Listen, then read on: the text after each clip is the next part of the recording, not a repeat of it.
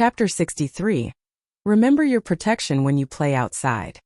The next day, Chen Zhao was awakened by Ethan. Chen Zhao did not drink too much, but he had played late into the night. Thus he slept all the way until noon. Chen, if there's such a party next time, remember to bring me again. Ethan's face was still somewhat red, perhaps due to a hangover. Ethan had also gone to many parties, but not one organized by people who were that rich. Their playstyle had overturned his imagination. Ethan did not even know himself how many women he had played with. Ethan, you wore condoms yesterday, right? They don't look like they have any diseases. Do I need to? Chen Zhao rolled his eyes. You can't tell if they have a disease by looking. Even I have to wear condoms, not to mention you. Remember, apart from your wife, you must wear one when you have sex with a woman. All right. I will remember it. Ethan did not look like he took Chen Zhao's advice seriously. Just then Li Qing walked in with some food. Mr. Ethan, Mr. Chen. Put it on the table. 1 hour later, clean this room up. Yes, Mr.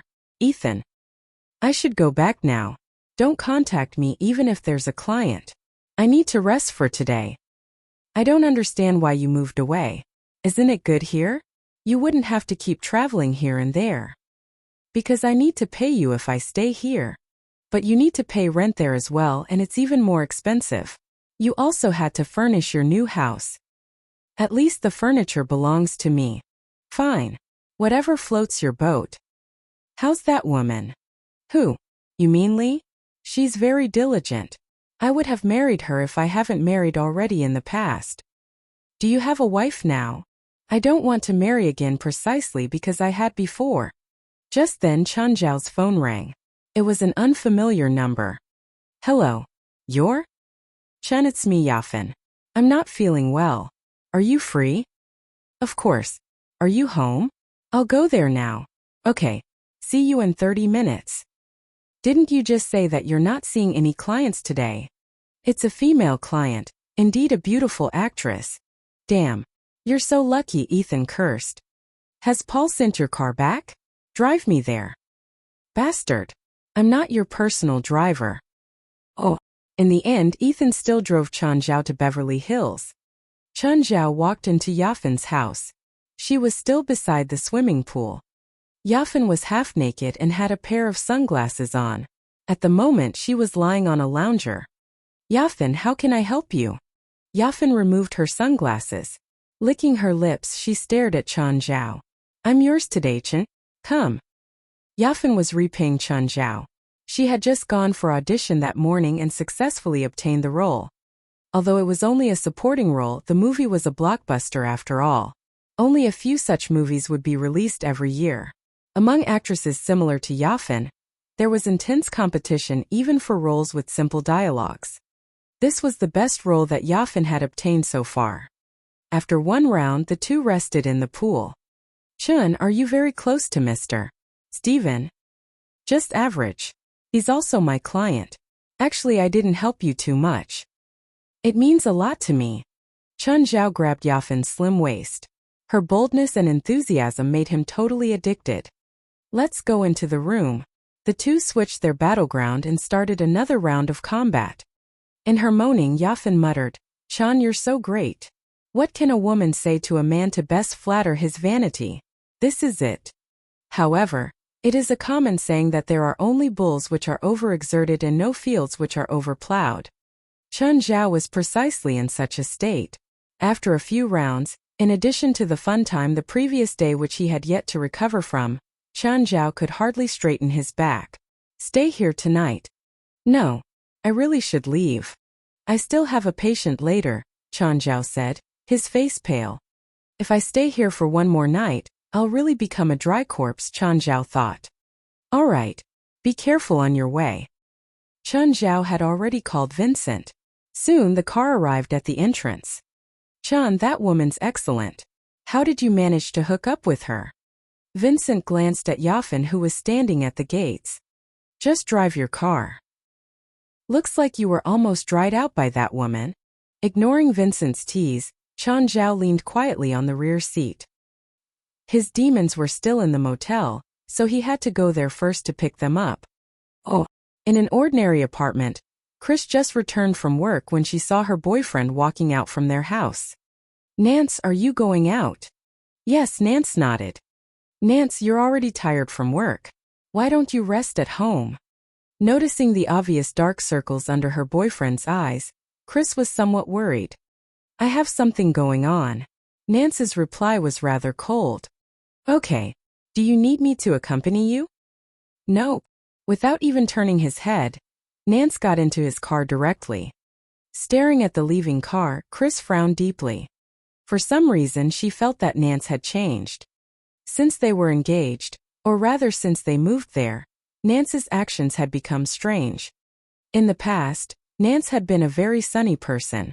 Chris had decided to entrust her entire life to Nance precisely because of his optimism and cheerfulness. However, since they moved here, Nance became somewhat gloomy. Moreover, she had received calls from Nance's colleague who asked her if something had happened to Nance at home. For a few times already, Nance had become furious for no reason and even fought with others. More creepily, Chris noticed that Nance's behavior recently was becoming weirder. Sometimes she would mysteriously wake up at night and see Nance sitting alone near the window and holding a mirror, as if he was talking to someone. Nance was also becoming increasingly dull, as if he had become a totally different person. He would get angry for no reason and was very cold towards her. Chris felt extremely uneasy. She had thought about finding a psychologist for Nance, but he did not accept it. Instead, he said that Chris was behaving ridiculously. Chris suddenly felt that she had to understand what was happening to Nance. She also turned around and got in her own car to tail Nance. Chris had thought of many possibilities. She suspected that Nance might have another girlfriend outside, or have been addicted to something bad, or perhaps have gotten himself into trouble. However, whatever the reason might be, she had to figure it out. Chapter 64. Paranormal Activity. Chris drove behind Nance, staying about 60 to 70 feet away. There weren't many cars on the road, but Nance didn't notice her following him. Looking at Nance through the window, it could be seen that he was talking to someone while driving. He kept moving toward the shotgun seat and his mouth seemed to be moving. Was there someone there? There shouldn't be one. At least she couldn't see anyone from the back. It wasn't possible unless the person wasn't as tall as the seat or was a kid. This was impossible though. She'd been following Nance the entire time, but Nance never stopped. No one came on midway either. Nance's behavior was just very strange. Suddenly, a car from the other direction drove past with far headlights. When the lights shone over, Chris felt her vision blurring. The next moment, she saw a woman's figure sitting beside Nance. The woman turned and looked at Chris. How is there a woman in Nance's car? Chris looked again, but she was gone. Did she see it wrong? Or was she blocked by the seat again? Chris felt unsettled. A bad feeling shrouded her heart. Where's the car? Where did it go? Whoosh. Suddenly, Chris heard breathing behind her. Light flashed in her rearview mirror, and there seemed to be a woman sitting in the back seat. Ah! Chris twisted the steering wheel in fear. Thud. The car crashed and Chris' forehead started bleeding. Thankfully, she hadn't been driving fast and it didn't cause a car accident. However, she'd run into the taxi in the other lane. Damn it. Get out of the car, asshole. You know how to drive? Hearing the angry roars, Chris could only unbuckle her seatbelt. When she saw the taxi driver, she said, "I'm sorry. I'm so sorry. It's my fault. How much is it? I'll pay you." "I knew it's a woman driver," Vincent yelled, gesticulating madly. "You dented my car door. $300. Chris was pissed. If you want $300 just for that scratch, why don't you go rob a bank instead? She thought. No way am I giving you $300. I'll give you $100 at most. You know that it'll cost $100 just to go into the repair shop? Don't drive on the road if you can't pay. You scratched my car last time. You might run someone over next time, you know?" Vincent's words were too infuriating. Anger burned inside Chris. She'd already been close to losing control of her emotions and broke down after getting yelled at. Thud. "Motherfucker, say that again. I'm gonna rip your mouth off." Bitch, you think I'm scared? I don't care if you're a girl. I'll hit you until not even your mother can recognize you. All right, Vincent. Chun Zhao finally came out of the car. Hello, Chris. We meet again. You're that guy from yesterday. Chris didn't have a deep impression of Chun Zhao. After all, Chun Zhao was only one of the countless people who asked for her number. She remembered that Chun Zhao had given her a business card with only his number, but she'd already tossed that out. Vincent, it's just a small scratch and you asked for $300? I think it'll be better if you go rob a bank. Seeing Chun Zhao's eyes, Vincent immediately looked away. Fine, because of you, I'll just take $200. Nothing less. Hand it over. Chris glanced at the scratch. She was thinking this number too, but the problem was that she didn't bring money. I didn't bring that much money. Can I give it to you some other time? Americans were used to using credit cards. Most people wouldn't have more than $100 in cash with them. I don't know you. How do I know if you're lying? Give me the money now. Vincent, I'll give you the money. How can I let you do that? Chris grew troubled. It's no big deal. You can pay me back. Sure. Chris didn't like owing people, but she really couldn't find $200 right now. She didn't even have that in her bank. I'll pay you back when I have money. You can pay me whenever you wish. But can I have your number? Oh, right. Chris took out her phone and they exchanged numbers. Then goodbye. Goodbye. Oh, right. Your back seat. Whoosh. Vincent had already started the engine and Chun Zhao lost his temper. Vincent, can't you see that I'm trying to flirt? Chun, you already know enough pretty girls. You should control yourself. When I saw you get out of that woman's house yesterday, your legs were trembling. That's because I sat on the toilet for too long. If blood doesn't circulate well through your legs, they'll be numb temporarily. Yeah, sure, I believe you. Oh, Chris was still at the crash site. She'd heard what Chun Zhao had said. He didn't finish, but his words still terrified her. Back seat? What was Chun trying to say? Was there something in her back seat? Chris looked back at the empty car. Was there someone there? Or something? She didn't dare get in the car. Was there something in there or not? She took out her phone and stared at Chun Zhao's number. In the end, she called. Hey Chin. It's me, Chris. Is something wrong? You didn't finish. What were you going to say? I was going to ask if that beauty in your backseat is your friend. I was going to ask for her number. There really was someone in the back seat. Chin, there's someone in the back seat? I didn't see anyone. Are you blind? There was a woman. Bullshit. There was no one there. If there was, I would have seen, especially if it's a pretty girl. I don't want to argue with you. I need to talk to Chris. Turning back to the phone, Chun Zhao said, Chris, are you still here? I'm here, Chun. Can you come back? What's wrong? You said you saw another woman in my car. Yeah. Is there a problem? But I didn't see. No, more specifically, I looked and then I crashed the car. Chun, please, can you come back? I'm scared. I believe there's something in my car, but it's definitely not my friend. Chun Zhao's expression changed. Putting a hand over his phone, he said, Vincent, are you sure you didn't see anyone? Chapter 65. Should I steal her away? Chun Zhao asked Vincent to turn around and drive back. At the moment, Chris was still standing alone in the night wind, trembling anxiously. Chris, are you okay? Chun. Chris leaped into Chun Zhao's arms. What a beast! Vincent roared softly, gritting his teeth. I'm scared.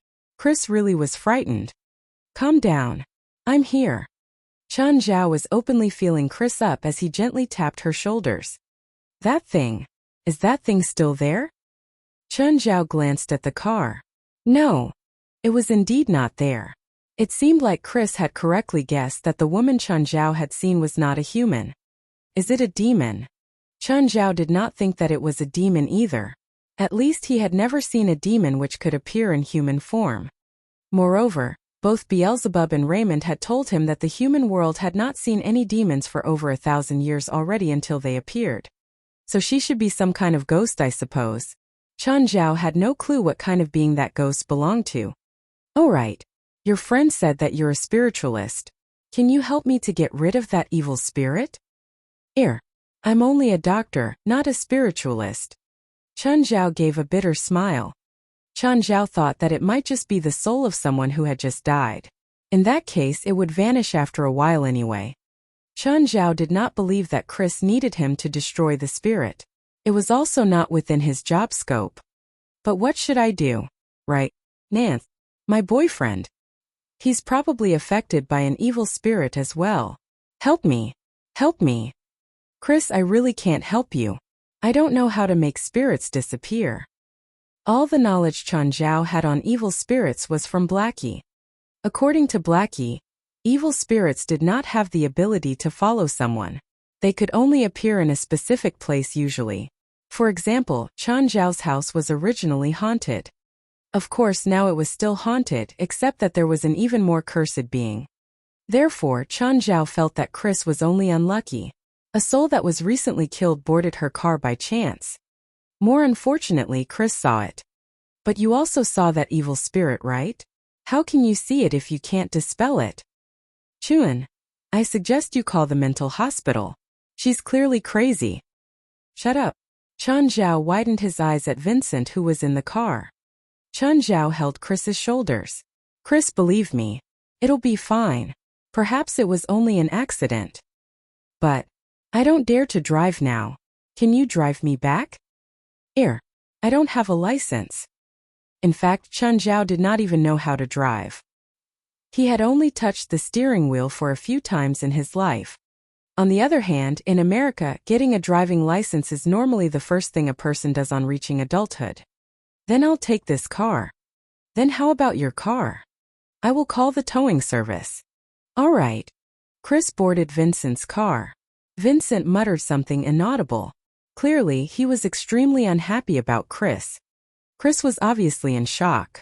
Chan Zhao continued to hold Chris's trembling shoulders. Chris's place was not far away at all. In less than 10 minutes, Vincent's car stopped before Chris's house. However, looking at the dark house, Chris was unwilling to leave the car. Chun, I don't want to go back. We're already at your place. Where else can you go? Can you send me to a hotel? I'll stay there for one night. Sure.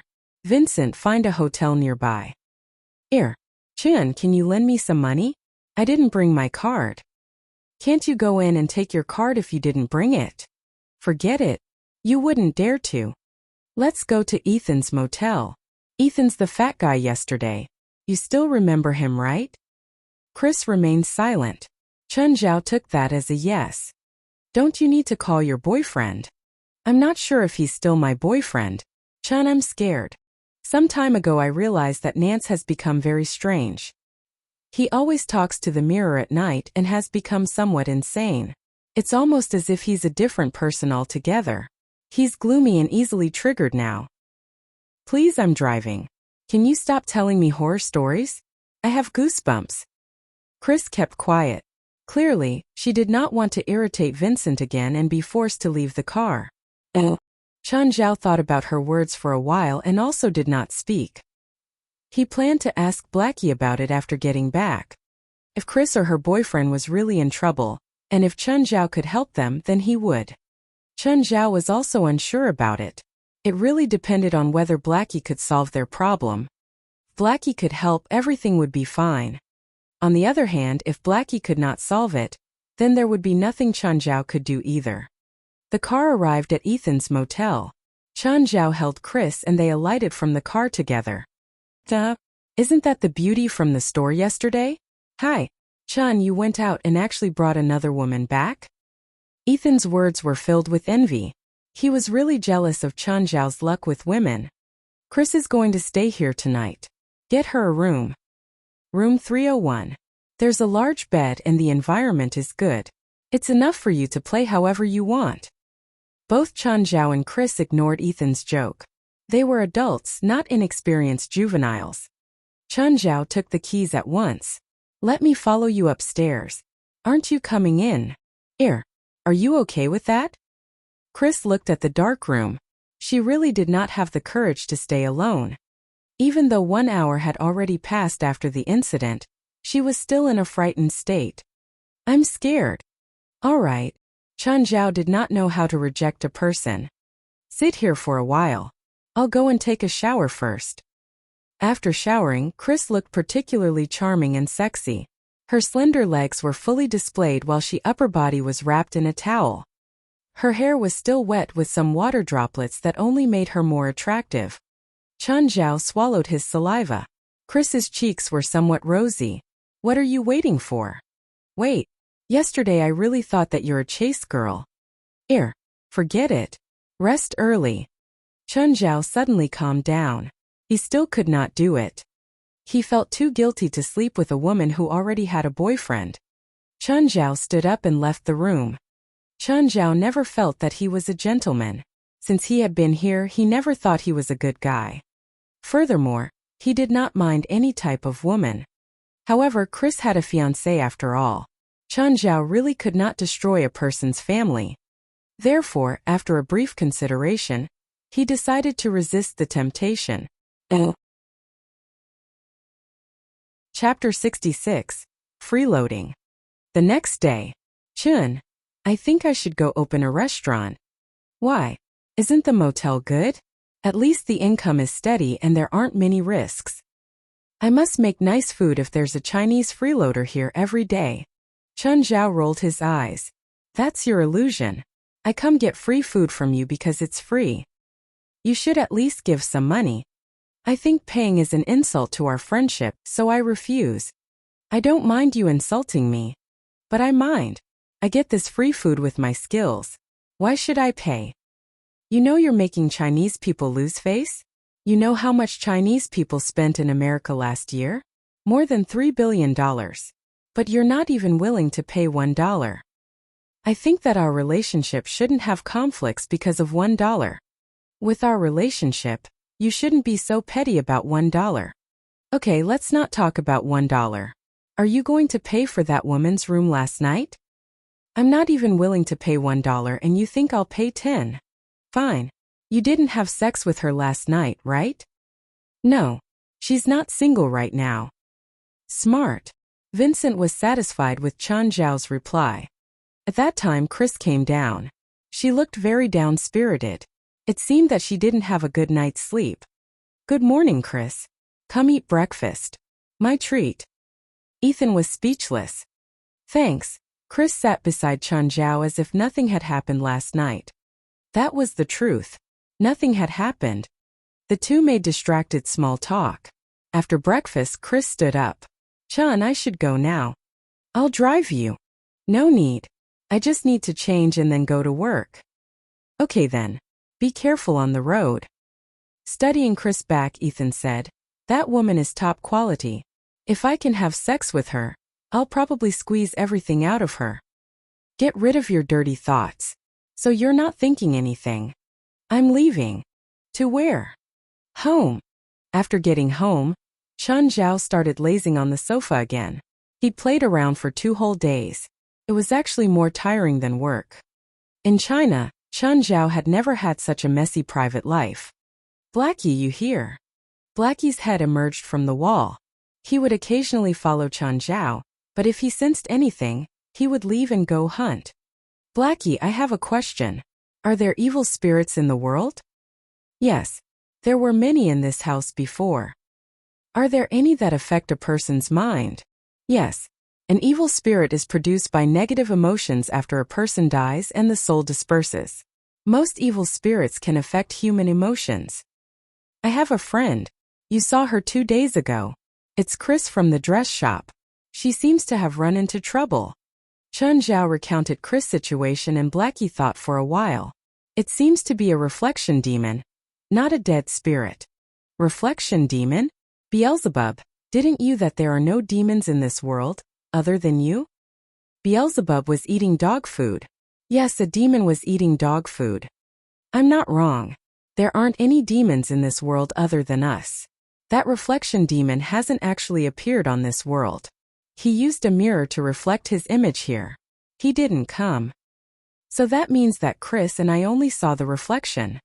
No, what you two saw weren't the same thing at all. You saw the reflection demon's true form, while that female human is the one that saw the reflection. What's the difference? Humans aren't able to see reflection demons directly. They have to look through a mirror. You're clearly not a normal human though, so what you saw was most likely the true form. Do you have any solutions? Find the reflection demon's medium and destroy it. Then it won't be able to affect regular people anymore. After a pause, Beelzebub added, but I'm warning you. It's already crowded here. I don't want another demon. Beelzebub was obviously unwilling to have another demon to compete with for demonic crystals. He had a sense of crisis because he realized that his ability wasn't very useful to Chen Zhao. Even Raymond was more useful.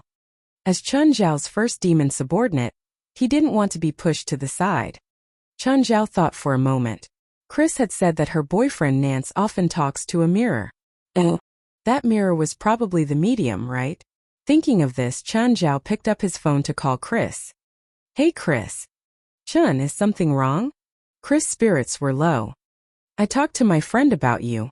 I want to ask you when your boyfriend started acting weirdly. Chen, I've thought about it. I was probably overthinking before, but I've broken up with him now. We won't have anything to do with each other in the future. I don't want to talk about him either. Okay. It seemed that Chen Zhao was being a busybody. He felt wronged. Are you okay? I'm fine. I'm great. Okay, that's good. Come get coffee when you're free. Okay. I'm busy. Goodbye. Bye. Since Chris said she didn't need help, Chen Zhao didn't intend to force himself into her business either. He brought all his demons into Blackie's space crevice.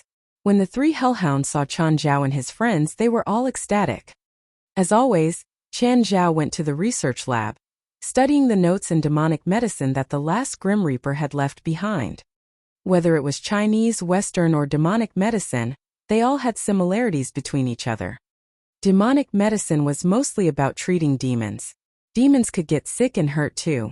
It was obviously difficult to treat them with human medicine. However, the research about demonic illnesses wasn't very complete either. Chen Zhao had another idea. If he combined Chinese and Western medicine with demonic medicine, would it be more effective? This was only an idea now. He still had to experiment.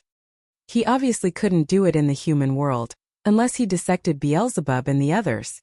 This made Chen Zhao want to visit hell again. He walked out of the lab and looked at the Eps who were playing with the three hellhounds. Beelzebub, come here. Chapter 67, Going to Hell Isn't Tourism. Beelzebub, I need to go to hell.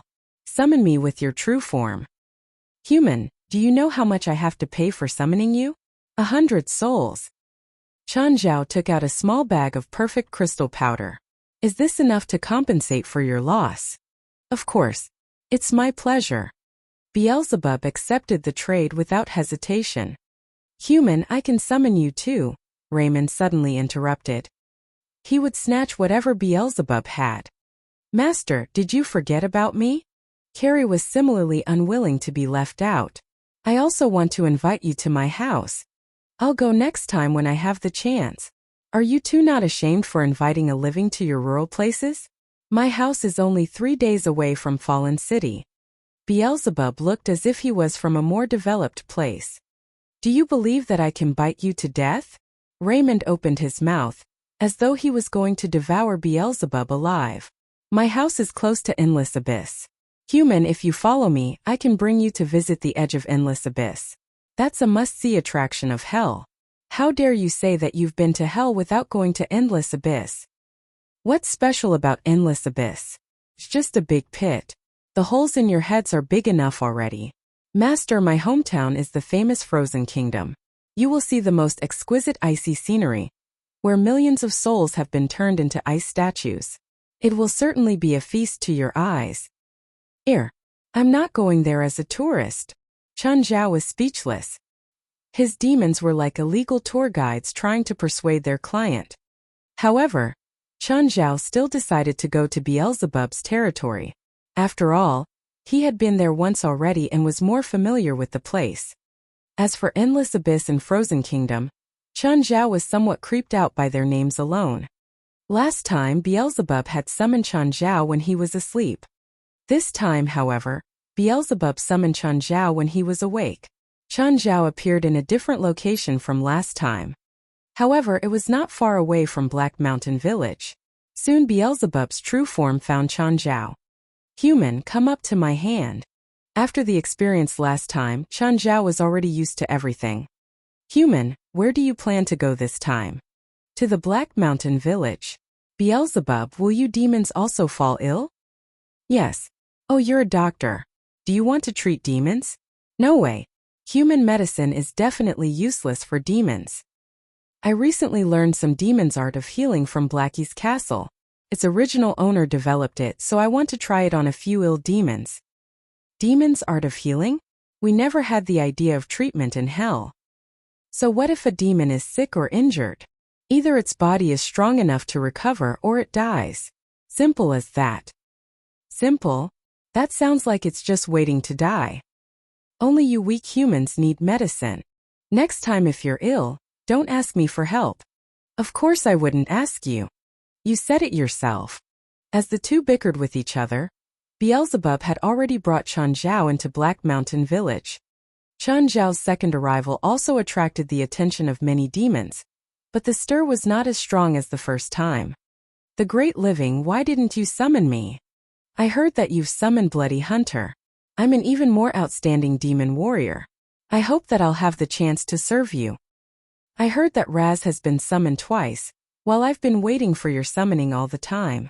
I'll become your most loyal fighter. I also wish that I can go to the human world. The respected living, I cost less than Bloody Hunter. I'm even willing to serve you for free. Demons started to surround Chun Zhao. They had learned from Bloody Hunter long ago that the human before them was very generous. Bloody Hunter had received a piece of demonic crystal after just doing him a small favor. It was almost impossible for inferior demons like them to obtain demonic crystals. However, they would have the chance to if they could receive Chun Zhao's recognition. Therefore, all the demons seemed to be more fervent than last time. Mr. Living. Bloody Hunter walked out from the group of demons and saluted at Chun Zhao. I'm honored by your arrival. How may I help you? Damn you abject hybrids. Did you forget that your lord is right here? Chun Zhao rolled his eyes at Beelzebub. Ignore him. I'm so mad. I'm leaving. Beelzebub pretentiously opened his wings and flew into the sky. Right. Is anyone in your village ill? I know that the mudman living in the ruined cave on the edge of the mountain is ill. Mr. Living, I'll bring him here now. Bloody Hunter answered readily. The demons around Chun Zhao also looked like they were willing to help. Before Chun Zhao could stop them, the group of demons charged towards the ruined cave in a formidable array. Soon, the extremely ugly mudman was dragged out by the group of demons. Rules were set by the powerful, while laws were present to protect the weak. There were rules in hell but not laws. Therefore, the greatest original sin in hell was being weak. The mudman was both depressed and confused. Usually, he lived alone in the ruined cave. He had neither offended anyone nor had treasures of any value to other demons. A few dozen demons had just charged out from the village for no reason and dragged him out from his home by force. Mr. Living, we've already brought the dirty mudman here. The mudman's face was filled with panic. He had also heard that their village had welcomed a living human, but he had never seen the human before. At the moment the human was in the village again. Why did he want to see me? Did I offend him without even knowing it? The honored living, may the humble I ask if I have accidentally offended you? The mudman stared at Chun Zhao in horror. Oh right. I caught 2 human souls in the river of death yesterday. Are they your friends or relatives? I will return them to you. No. I heard that you're ill. Is that right? Chun Zhao asked. Yes. I have been infested by hellbugs. They keep eating my flesh and blood away. It's really irritating. The rest of you can leave now. I'll call you if I need help. Realizing that Chun Zhao was not planning to harm Mudman, the group of demons left. Only Bloody Hunter stayed behind, claiming that he was going to serve Chun Zhao. I'm a doctor in the human world, that is, I treat those who are ill. Recently, I've come across some special art of healing which can be used to treat demons, so I want to try it on you. What do you think? Mr. Living, I heard that in the human world, patients have to pay the doctor for treatment. I have nothing, so I can't afford the fees. No need. You're my first demon patient, so I wouldn't charge you. Really? Slap. Bloody Hunter struck the mudman's mud-like face with his claws, mutilating his face. Of course, the mudman already looked like that in the first place. Don't question the words of Mr. Living. Bloody Hunter was definitely an excellent cat's paw. He already started to help Chen Zhao establish his reputation without Chen Zhao asking. Chapter 68. Medical Techniques to Treat Demons. The mudman led Chen Zhao to his cave of ruins. He lived there alone. The cave of ruins was in the middle of a swamp. Some lower-level demons and creatures lived here. Chen Zhao had seen records of hellbugs in the demonic medical book. They were basically a type of parasite. The previous Grim Reaper had experimented on humans and demons. Hellbugs could live on them. Hellbugs weren't fatal to demons, but they definitely were to humans. Thankfully, there were no hellbugs in the human world. The human world wasn't suitable for them either. Unless a hellbug could find a host in the human world extremely quickly, they wouldn't be able to survive. Because of the environment, even if 1 or 2 hellbugs appeared in the human world, only 1 or 2 people would die. It wouldn't become a widespread disaster. In hell, having hellbugs was a common illness, just like roundworms in humans back then. Some lower or smaller demons suffered greatly though. Hellbugs couldn't kill them, but they were still painful. The previous Grim Reaper mentioned 2 treatments in his notes. The first was a biological extraction or surgery. The second was driving them out with medicine, similar to how humans drove out roundworms. The previous Grim Reaper also discovered poison ivy, a type of plant in hell. Poison ivy was a common toxic plant in hell. It contained poison that was fatal to both demons and humans, so you couldn't use it directly. It had to be refined first. After extracting the poison, the ivy could be made into an antidote that would quickly drive the hellbug out of the host. Bloody Hunter, go find some poison ivy. Yes, living lord. A while later, the Bloody Hunter found a clump of poison ivy. Chen Zhao began extracting the medical elements of the poison ivy. He put it inside a cup filled with demon's blood. The blood would absorb the poison of the ivy. When he took out the ivy later, the poison was mostly gone. After that, Chen Zhao had the mudman eat the refined medicine. The mudman was clearly unwilling. After all, in his eyes, poison ivy was a huge toxin and he would die. However, the Bloody Hunter was obviously fatal too, so he grudgingly ingested the poison ivy. A while later, he threw up and there was a hellbug in the vomit. The dark red creature was as thick as 3 fingers together and around 3 feet long. There were suction cups on each end. It was still very lively and tried getting close to Chen Zhao. He took 2 steps back and the Bloody Hunter squashed the hellbug.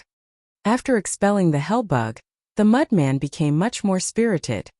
This was Chen Zhao's first demon patient. However, the hellbug wasn't that troublesome of a condition. The treatment process in theory was clear too. It wasn't difficult at all. Most respected living being, these are souls I fished out of the river of death yesterday. Please accept it. The mudman held up 2 souls locked inside a fist-sized crystal ball. They'd shrunk a lot, but Chen Zhao still saw the terror on their faces. I said I don't need to get paid. No, this isn't payment. This is my respect for you. I really don't need it. I have no use for it. Chen Zhao truly didn't need it. What would he use it for? It wasn't like he ate souls. These 2 souls look very complete. You're so lucky. Where did you find them? The Bloody Hunter looked at the 2 souls in the crystal ball. Most souls floated down the river of death after falling into hell. The demons would capture these fallen souls like fishermen. Some souls were more complete and remembered most of their lives. They were more valuable. They could be divided into dozens of soul fragments. Others were more broken. Their memories were already shattered, so they were naturally less valuable. It was a feat if a demon could get 1 or 2 soul fragments. As a resident of a territory, the demons had to pay tax to their lords, which was in the form of soul fragments. For example, A small lord like Beelzebub could get more than 1,000 soul fragments per year. He wasn't very strong, but his territory was in a good place. The river of death would flow through it, so he was pretty well off. The Bloody Hunter found a few more sick demons for Chen Zhao. These all had common diseases. It was easy for Chen Zhao to treat them too. After these cases, Chen Zhao became much more familiar with demonic medical knowledge. Studying for 10 years couldn't be compared to actually doing it once. After half a day, Chen Zhao returned to the human world. Knock knock. As soon as he exited the basement, he heard the knocking outside. Opening the door, he saw an overweight 50-year-old woman holding a piece of pizza. "Hi, I'm your neighbor. I live across the street in the third house to the left. I heard that there's a new neighbor, so I came over to say hi. This is freshly made." "Thanks. I'm Chen Zhao, but you can call me Chen." Chen Zhao didn't reject her. After all, this was his first interaction with neighbors. The pizza wasn't the main point. It was the thought that counted. If Chen Zhao wanted to keep living here, he had to have good relationships with his neighbors. He didn't plan on acting like a cold city guy or an unfriendly stranger. "I'm Mary. My husband is Bant. I think you two will become friends. I won't disturb you anymore. Goodbye." "Goodbye." Chen Zhao and the demons crowded around to eat the pizza when someone knocked on the door again. It was a man around 50 years old. He seemed to be close to Ethan's age, but he was completely different from Ethan. While Ethan was the decadent middle-aged type, this man was tall and burly like a bear. He had a strong presence. "Hello, I'm Mary's husband. She just said that there's a cute boy here." I don't think I count as a cute boy." Chen Zhao wondered how Mary described him at home. He was nowhere close to cute. "Okay, whatever. Mary said that you don't look back, so you want to come to our town's bonfire party tonight?" "Sure. Thanks for your invitation. Oh, can I bring my kids?" "Of course. You're married?" Chen Zhao moved to the side. There were some small furry heads eavesdropping in the corner. "These are my kids. Of course. I'll come pick you up tonight." Oh. Chapter 69. Heroes of the Fireground. In the evening, Bant came to fetch Chen Zhao. Bant was driving an outmoded truck, but Chen Zhao did not really care. "Chen, are you from China? How did you know? We had an immigrant here in the past. His name was also Chen." "Oh, is he still here?" "No, he moved away. But he would occasionally come back to meet his friend." Although they had had little contact, Chen Zhao could tell that Bant was a straightforward person. He was able to get along with most people and did not have any taboos. "Chen, what's your job?" "Doctor." "Doctor. A good profession." Most Americans feel that doctors, lawyers, and college professors are the best jobs available. These people have high income and are respected. Indeed, Americans and Chinese have more or less the same opinions regarding this. "Huh, is that a factory?" Chen Zhao pointed at the distance where thick smoke could be seen. Shit. That's a winery. It's on fire. My son works there."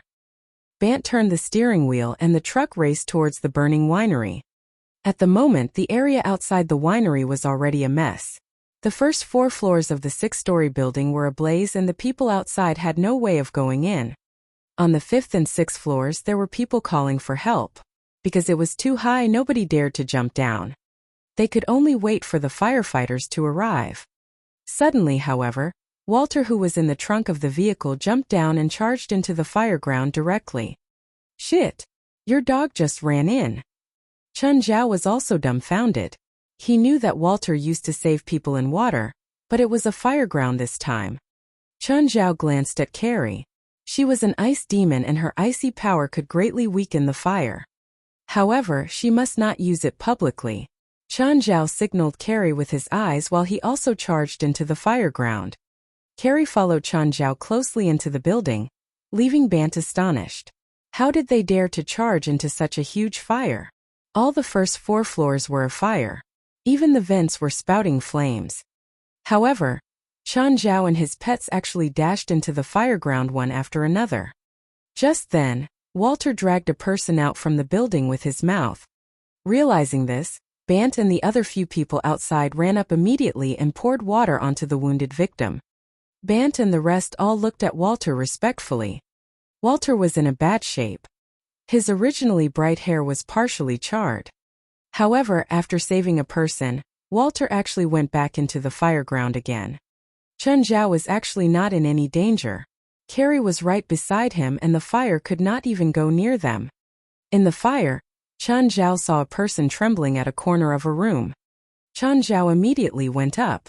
The person was alive and not really injured, but he was half unconscious. Carrie, use your power on him. Carrie cast her icy power on the victim at once. In such a situation, her power would only protect him instead of harm him. Walter had already returned to Chun Zhao, who carried the victim on his back. Walter, Carrie, continue searching for people who are alive. I'll carry him out. Carrie, cast your icy power on me as well. Very soon Chun Zhao shivered and his body was covered in a thin layer of ice.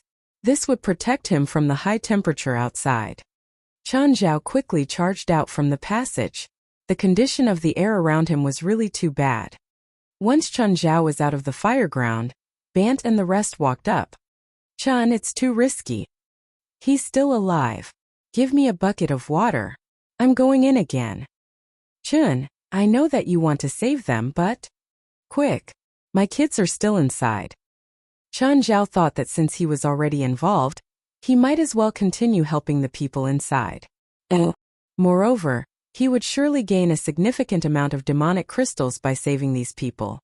Even if Chun Zhao was not really a hero, Walter was definitely one.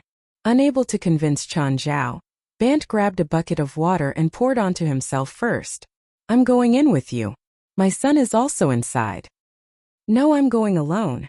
I can't take care of two people at the same time. Chun Zhao did not want Carrie's ability to be seen by others. Wait for me outside. Tell me your son's features. I'll bring him out. Around the same age as you. Short hair. Tattoo on his neck. All right.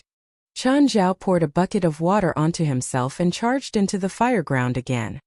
Soon Walter dragged another person out. Just then the firemen finally arrived. Great, we're finally here. Who can tell me what's the situation now? The captain of the firefighters instructed his team to ready the water gun as he asked the people around, did you save those few people? No, they were saved by Chun and his pets.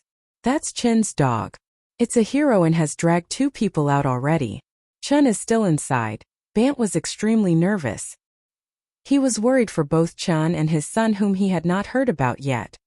Just as Bant and the firefighters were talking, Walter charged into the fireground again. The captain was astounded. Did it go in just like this? With such a large fire, we can't even go near the entrance with our fire suit. Yes, so it's a hero.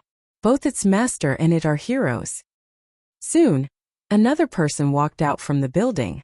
Chun Zhao dragged another victim out again. Seeing the person dragged out by Chun Zhao, Bant immediately shouted in surprise, Ken? Chun Zhao was also somewhat exhausted. It was too tiring to move in the fireground. Do you have an oxygen mask? He has taken in too much smoke. Pour some water onto him first and then give him some oxygen. Chun, thank you. Let me go. I'm going in again. Buddy, you've done enough. Leave the rest to us. You can't go in again, the fire's too big. No way. My kids are still inside. I can't leave them there. Then wear this. It can protect you. The firefighter captain gave Chun Zhao a fire suit. Okay. Without hesitation, Chun Zhao wore the fire suit. Then, the firefighters beside him poured some water onto him with the water gun. The captain looked at Chun Zhao who was running into the building. I like this guy. Bant also stared at Chun Zhao's back as he performed first aid on his son according to Chun Zhao's instructions. Me too. He saved my son. Soon Walter came out again, saving another person. After that, he ran into the building again. The captain and his team members were all bewildered. Most animals were very scared of fire. Even the most obedient pet would run away from a fire scene right away. They had never seen a pet that would go near a fire by itself. That guy went in again. It's really strong to drag such a big person. I feel that it should belong to our fire brigade. No, it belongs to our mountain town. Both its master and it belong here. A few minutes later, Chen Zhao carried a person out while dragging another with his hand. He had already given his fire suit to the person on his back. After a while, Walter and Carrie also came out from the building, with Walter dragging one more person out. Chapter 70. Effort and Reward. Chun, how are you? I'm fine. Chen Zhao was exhausted at the moment. He was sure that there were no survivors in the 4 levels on fire. Everyone that could be saved had already been saved. How's your son? He's woken up. Bant pointed at Ken, who was sitting on the ground in the near distance. His injuries weren't bad and he just inhaled smoke. Chun, I don't know how to thank you. The chief fireman walked over. Hey, you okay? Yes. Can the fire be contained? Chen Zhao looked at the people on the 5th and 6th floor. They were at the window waiting to be rescued and there were quite a lot of them. If the fire continued spreading, Chen Zhao might have to risk his life again. No problem. Our water guns can hit the 4th floor. The fireman patted Chen Zhao's shoulder. Hey, not that hard. Chen Zhao's entire body was in pain. Sorry. Your pets are so amazing. How did you train them? Especially this baby. Even I want to steal him. Hearing his words, Walter growled at the fireman. Haha. Seems like it's unwilling. Is the ambulance here? No. We're too far from the hospital. Unlike China with the 5-minute rule, ambulances, fire trucks and police came according to their distance. If a town didn't have much money, it may need to share these public safety institutions with other towns. Chen Zhao stood up. I'm a doctor. I'll go look at the wounded. Hey, you're overexhausted right now and exertion at a fire is 5 times higher than usual. You better go rest. It's okay. I'm a doctor. I know overexertion will only make me sore and tired for a few days. I won't die, but they will. I saved them from the fire. I can't let them die before my eyes. One person was severely burnt and wouldn't be able to leave the hospital in a few days. Chen Zhao secretly fed him some perfect crystals. The others weren't that serious. Most had just inhaled too much smoke. The fire on the 4th floor didn't keep spreading and was getting put out gradually. This fire was a huge hit to the town's economy. Millions of dollars had turned to dust. Some people had died as well. If Chen Zhao, Walter, and Carrie hadn't rushed in to save people, the casualties would be greater. The 3 saved 9 people from the fire. One was heavily injured while the others had lighter wounds. The ambulance arrived in half an hour. 3 hours later, the fire was put out entirely. Chun, can my team take a picture with you and Walter? Of course. The firemen all admired Chen Zhao and Walter. After all, they'd saved 9 people. Chun, I'll drive you back. Aren't you going to stay with your son in the hospital? No need. I told Mary to go. I can't leave the hero behind. Bant, please don't call me a hero. If you keep doing this, I might have to move. Fine, fine. Chun, how's that? Chen Zhao sat in the car and almost dozed off. Chun, are you okay? Do you need to get to the hospital? No. I'm just tired. When they reached his home, Bant woke Chen Zhao up. Thanks, Bant. No, I should be the one thanking you. After some hesitation, Bant added, Chun, be careful of the mayor. What? This fire might have something to do with the mayor. Why didn't you tell the police? It's useless. There's no evidence, unless you can find something at the fire site. What's going on? A chemical plant has their eyes on the land the winery is on. They want to buy it and establish a chemical plant, but all the citizens protested. Only the mayor supports it, while the winery is the town's public industry, so the chemical plant never succeeded. Later, they tried to buy the land from the mayor, but he doesn't have the right. So you suspect that he set the fire, right? Yes. He's not a good person. Then how did he become mayor? He won't be for long. His term will be up in 2 months and no one will vote for him again. Does he have some bad past? On the surface, he's just a regular politician. Actually, saying he's a politician is too much for him. I've heard that he has connections with gangs, so I told you to be careful. Okay, I understand, but I was just saving people. There's no reason for him to go against me, right?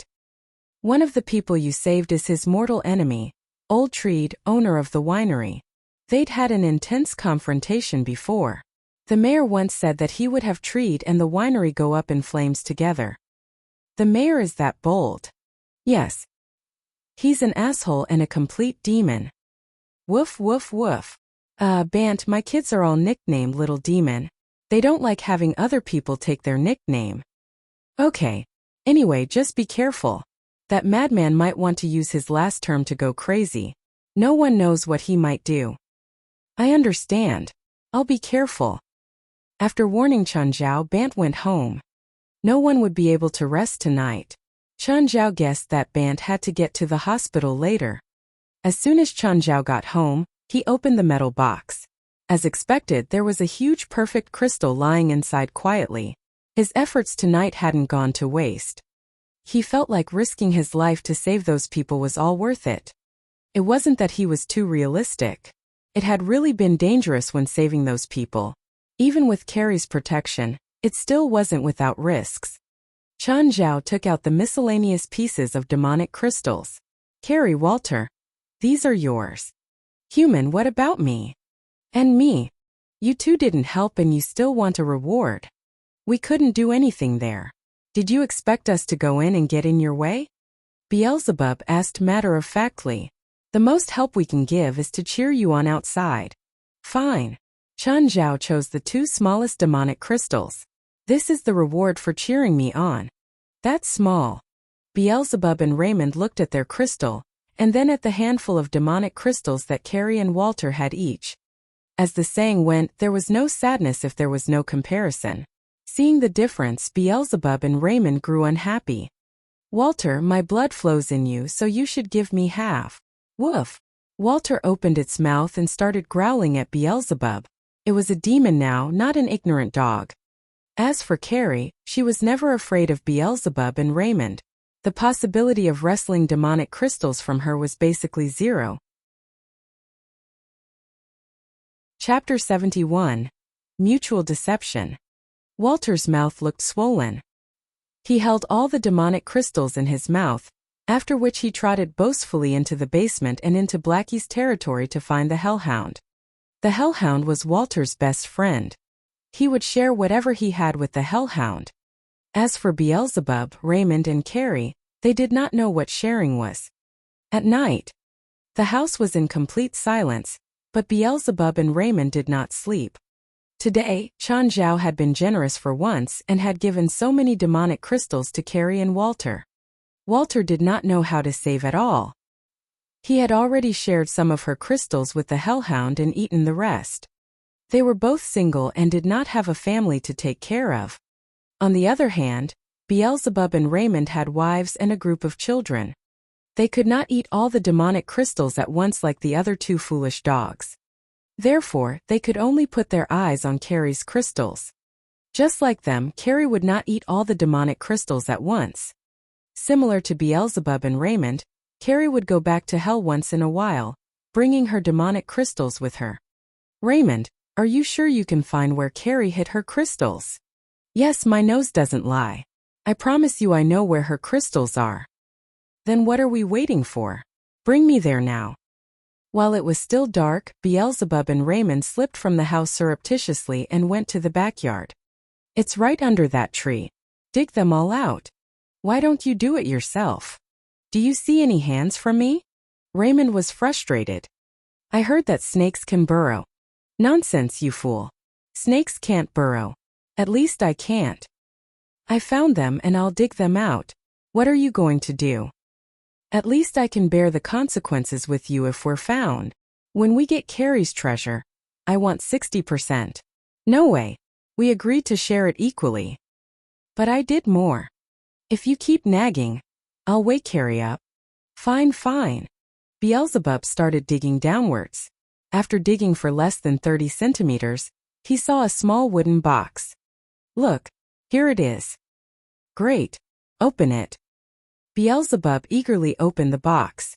However, the next moment, a pall of smoke spread out from the box. Beelzebub trembled and fell unconscious. Fool, Raymond said, sticking his tongue out. Carrie, you can come out now. Carrie strolled out elegantly from the dark. Did that fool fall into the trap? Yes. He's already affected by your hypnotic pollen. He'll sleep until the morning. He would never have imagined that you would betray him. I'm not his subordinate, so it's not called betrayal. Let's go. I'll bring you to his treasure point. Raymond and Carrie made one round and went to the vegetated area which was in front of the house and beside the road. He hides his demonic crystals here. I saw him digging here for quite a while one night. Are you sure it's not your trap? I promise. But I don't trust you. After all, you've just betrayed Beelzebub. I've already brought you here anyway. I only want my share now. After considering, Carrie still decided to try it. Nevertheless, she was still extremely careful. Using her icy power, an ice shard dropped down from the sky towards the place Raymond had specified. At the instant the ice shard hit, a whirlpool suddenly appeared out of nowhere. No, it's a trap. A ward. Carrie shouted, realizing that she had been rooted. She turned around and looked at Raymond. Help me. Haha. An evil smile appeared on Raymond's face. Carrie understood everything at once. I knew it. You've just betrayed Beelzebub and now you're betraying me. I've betrayed no one. You despicable and abject demon. Carrie attempted to break free from the ward, but it was very firm. She would not be able to escape from it without a few hours of work. Raymond twisted his slim body and slowly disappeared in Carrie's vision. However, just after Raymond left, Beelzebub appeared quietly. I already said that stinky bug can't be trusted. Stop wasting time. You're nothing good either. Release me from the ward now. Beelzebub stood up with his hind legs and grabbed a tree branch with his front paws. He drew a magic array on the ground, after which he injected magical power into the array.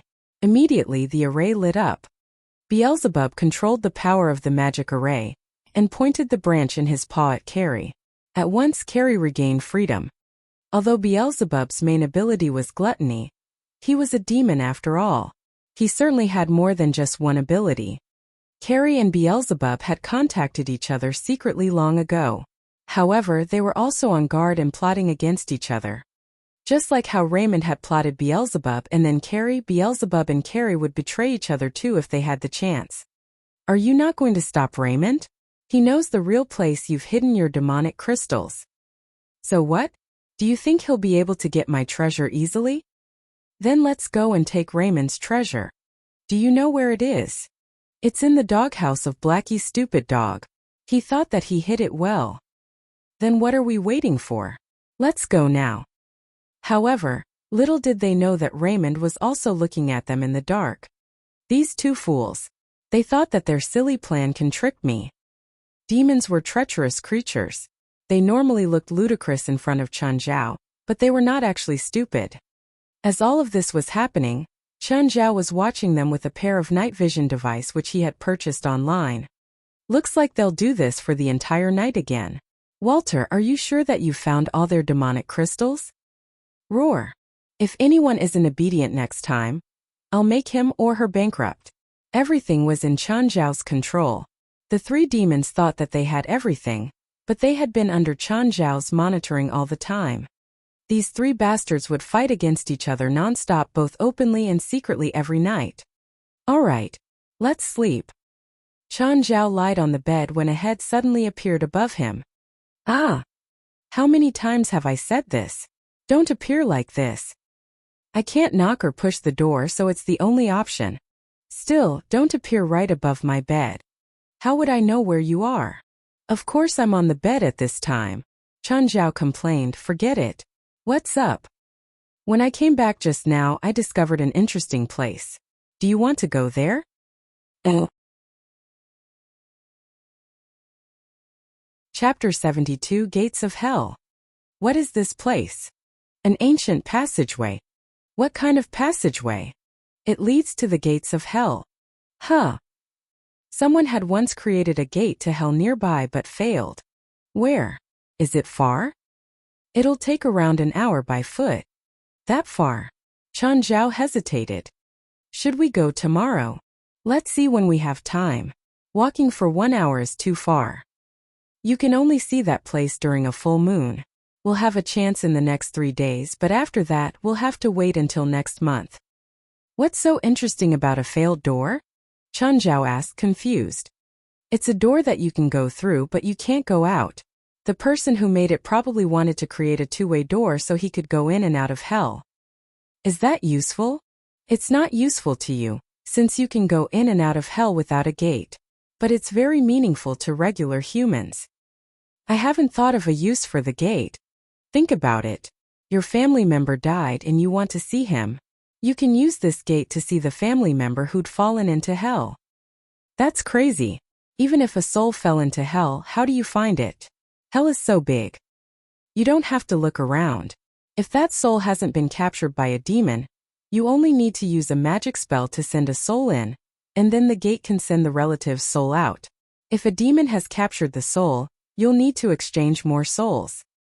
But even if you can summon back your relative's soul, it'll be incomplete, right? Yes, this is what you humans are obsessed with. Not everyone is so logical. Go to sleep. We'll talk about this tomorrow. Oh, Chun Zhao kept thinking about Blackie's words and couldn't fall asleep. He didn't have a good night's sleep and was still listless the next day. He couldn't recover from the fire yesterday. His neck was sore and his limbs felt weak. Chun Zhao was a doctor, so he knew that these conditions were because sudden high exertion resulted in muscle fatigue. He dredged his meridians and the conditions were slightly relieved. Beelzebub, Raymond, and Carrie had fought the entire night and had just started sleeping. Knock knock. Chun Zhao opened the door. It was Jerlin. Jerlin, how come you're here? What, you don't welcome me? Are you hiding another woman in your home? Chun Zhao moved aside, letting Jerlin in. You don't have work today. Jerlin walked in and grabbed the milk Chun Zhao had drunk. I just solved a major case. Melson gave me 2 days break. Chun Zhao poured another glass of milk. So you can accompany me for the next 2 days. So you miss me? Of course. Chun Zhao pulled Jerlin directly into the bedroom. After their morning exercise, they went back downstairs. Do you have work today? No. My time is all yours. Let's go camping. Sure. Jerlin indeed wanted to relax. Otherwise, she wouldn't drag Chun Zhao to go camping. Bring the kids. Jerlin really liked these little demons. She was even jealous of Chun Zhao for being able to train them so well. The town that Chun Zhao lived in was called Mountain Town. This was obviously because there were a few big mountains beside it. Chun Zhao and Jerlin were entangled the entire morning. After lunch, they began packing the stuff for camping and got into Jerlin's car. 20 minutes later, they reached the foot of the mountain. Chun Zhao picked up the biggest bag while giving the other one to Walter, the biggest animal. Jerlin, have you camped here before? I've come here before, but not for camping. A corpse was discovered nearby half a year ago. Okay, change the topic. There's a lake over there. Let's put the tent up there. Jerlin didn't know that their group had an extra person, or rather Demon Blackie. The gate of hell I mentioned is upstream of the lake. Want to go look? Another time. Jerlin's here right now. Chun Zhao didn't want to ruin the camping mood. When he reached the lakeside, a fresh feeling instantly entered his heart. The water glittered and a slight breeze blew past. Dense forests were on either side of the clear water. If I had the money, I would definitely buy this place and then build a mansion, Jerlin said emotionally. Indeed, the view was amazing and the air was clean and fresh. Nature was well preserved here. Anyone who came here would fall in love with it. You won't be able to get this place without $12 million, right? Chen, you're too much. This place won't be more than $500,000. How is that possible? How can such a great environment only be $500,000? You're not going to grow a farm here, and there's no value in developing it. Traffic is inconvenient and there aren't any homes nearby. How much value do you think it has? In Chun Zhao's opinion, $500,000 was definitely worth it for a place like this. However, it wasn't a small number to him either. Human, Blackie said. If you can buy this place, the 3 hellhounds will have enough space to exercise. They won't be cooped up in the space crevice all day. But didn't you just settle into the crevice? I can move the crevice to this place or move all the stuff here. You can move crevices. It's kind of annoying, but it's still possible. But I don't have money. It wasn't that Chen Zhao had no money. He'd indeed made a lot of money during this period, but it was only about $500,000. He could put in all his savings to buy this land, but he had to pay to build a house too. He also had to construct a road to the highway. This would be a great sum too. I'm not in a hurry. It's not that easy to move a crevice either. You're tempting me to buy this land just so the three can have space to move around. More importantly, it's really close to the gates of hell. What does that have to do with you? This gate was most likely created by the previous owner of the spatial crevice. I want to study the crevice. If you live here, I can go in and out of the gate more easily.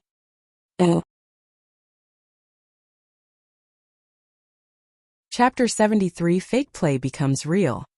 There wouldn't be demons coming out from the gates of hell, right? Of course not. It's not that easy for demons to enter the human world. Since we can use sorcery to summon souls from the gates of hell, can we also summon demons? That's different altogether. It's more like trading than summoning. Souls are considered as a commodity, but demons can't trade themselves. Then why can I summon demons? How would I know? I'm not an omniscient god. But you're a grim reaper, god of death. That's kind of a god.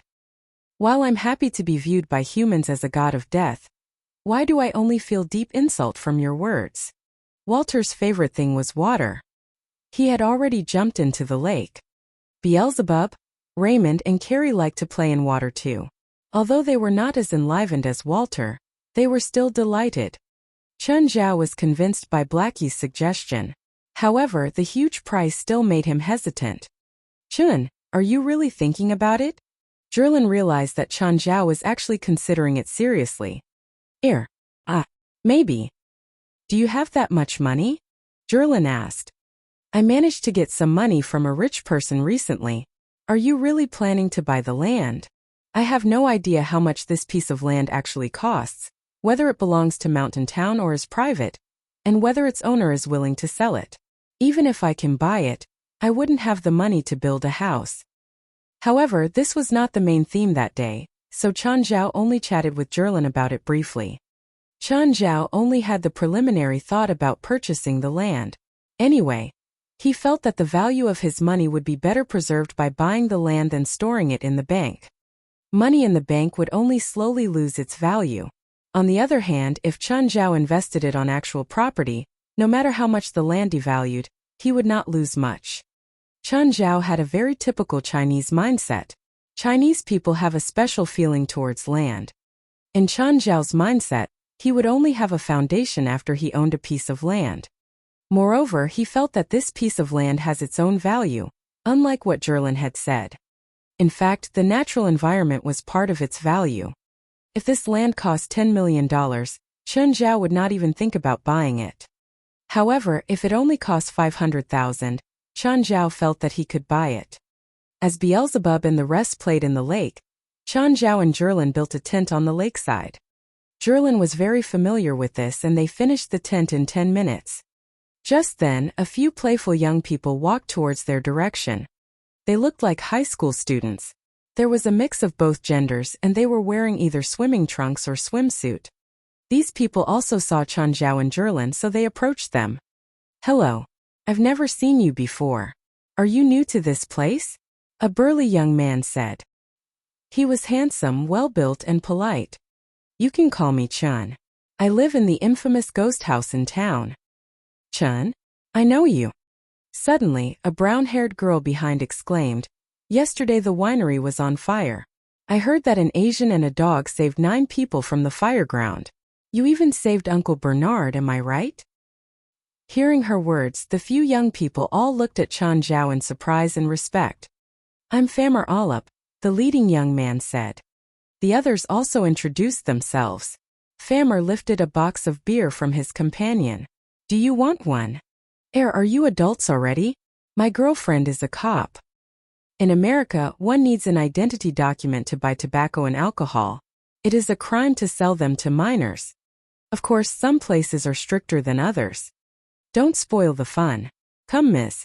Police, let's drink together. Chen Zhao shrugged his shoulders helplessly. Zhirlin also did not care if these people were adults. Anyway, she was in charge of crime investigation and did not care about these things. The brown-haired girl Lily pointed at the few dogs that were playing in the lake. Is the largest German shepherd there the dog which saved people from the fireground? Yes, he's Walter. He's a good boy. He's really big. I've never seen such a huge dog.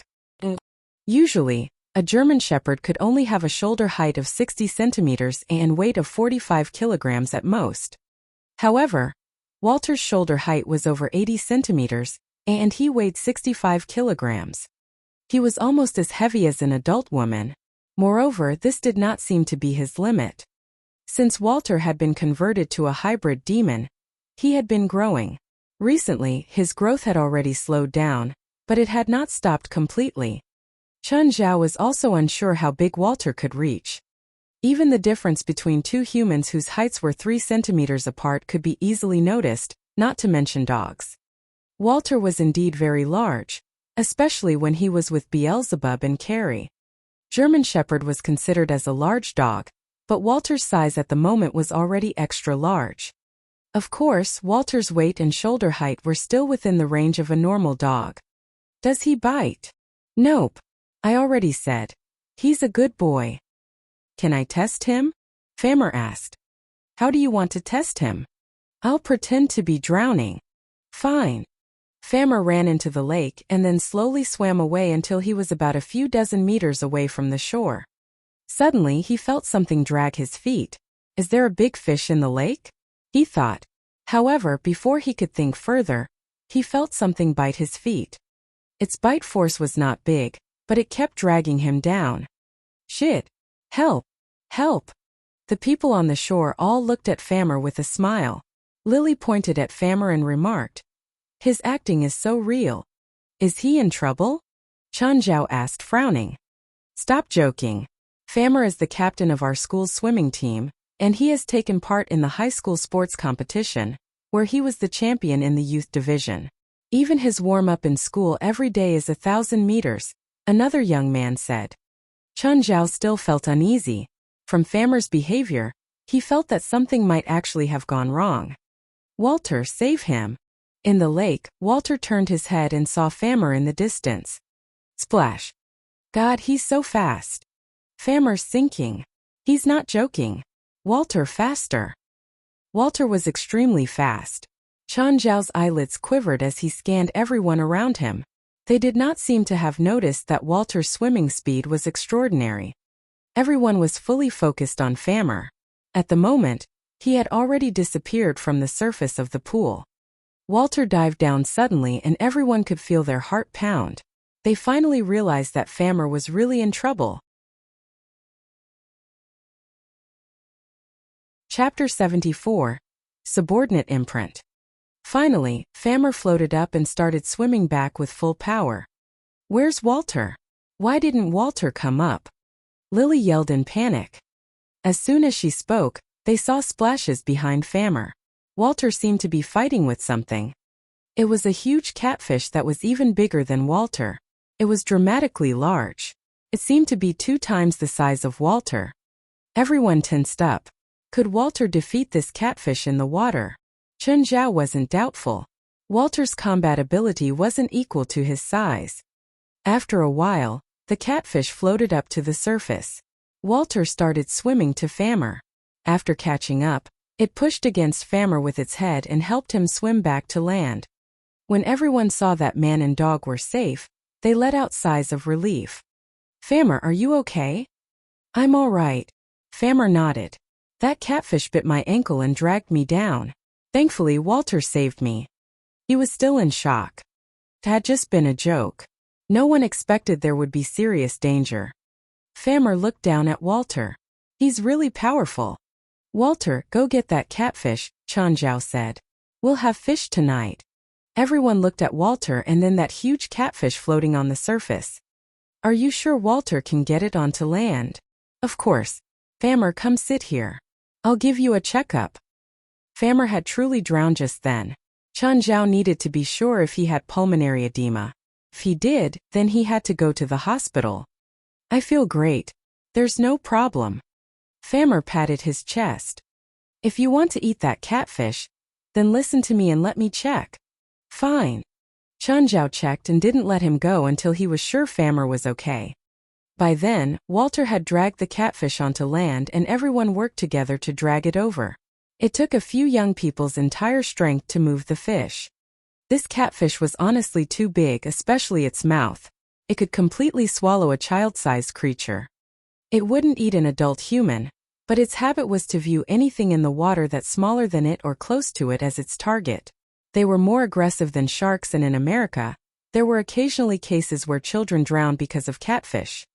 This was why some catfish were known as man-killing catfish. Of course, this wasn't that common. I didn't think there would be such a large catfish in the lake, Famer said. There's probably only this one. This lake can't contain two huge catfish.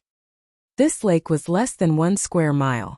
It also connected to a river with moving water. Moving water could maintain the quality of the water, but it also meant medium-sized catfish could escape. After all, it was difficult for other large fish to survive in this tiny lake if there was already a domineering king. If they couldn't live here, they would choose to escape. If this catfish didn't have enough food, it could only go hungry. This was also why it attacked Famer. However, it would no longer rule the waters. Chen Zhao slit open its stomach and suddenly dug out a pearl. What's this? It's from hell, Blackie said, floating over. It has hell's aura. Beelzebub, come here. Beelzebub bounced over. What? Do you know what this is? It looks like some demon's subordinate imprint. What's a subordinate imprint? I'm subordinate to the king of gluttony, so I have his imprint in me. Are you born with it? Yes. So that means that this catfish is actually some large demon's subordinate.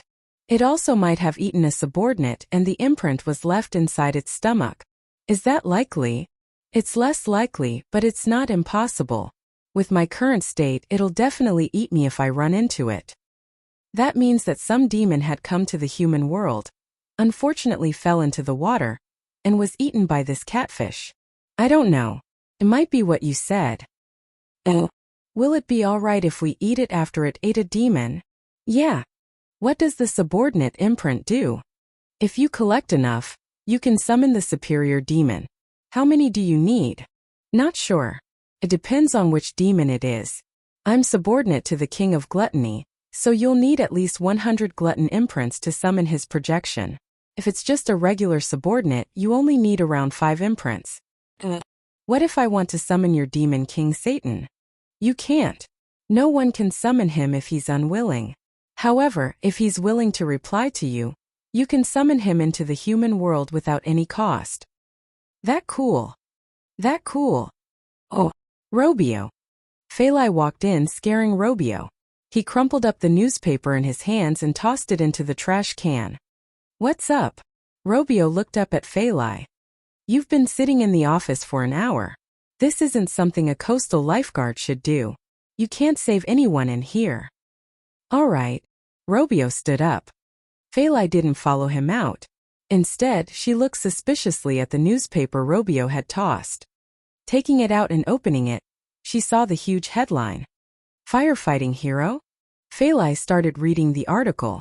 It said that a man and dog saved 9 people from a fire. There was also a picture. It wasn't very clear, but she could see it was an Asian man with a dog. Seeing the dog, Phalai's brows furrowed subconsciously. How come it looks so much like Walter? Phalai looked out the window. Seeing Robio's jogging figure, the suspicion in her grew. The newspaper mentioned Fire Brigade No. 7 of L.A. Changing her clothes, Phalai left the beach without telling anyone. She had to get this cleared up no matter if it was Walter or not. The newspaper picture wasn't clear and was in black and white, but she felt like the dog was Walter. She also noticed that the man with the dog was that illegal doctor from last time. Of course, she couldn't make any conclusions now, but she had a feeling that it was Walter. Chapter 75. Never correct or expose a lying woman. Hi. Phalai found Fire Brigade No. 7 of L.A. A burly firefighter walked up and asked, "Madam, how may I help you? I want to inquire about the winery fire the night before yesterday." "Yes. What about it?" "In that fire, an Asian and a dog participated in firefighting. Is that right?" "You mean Chen and Walter?" "Yes, I remember them clearly. They're both heroes.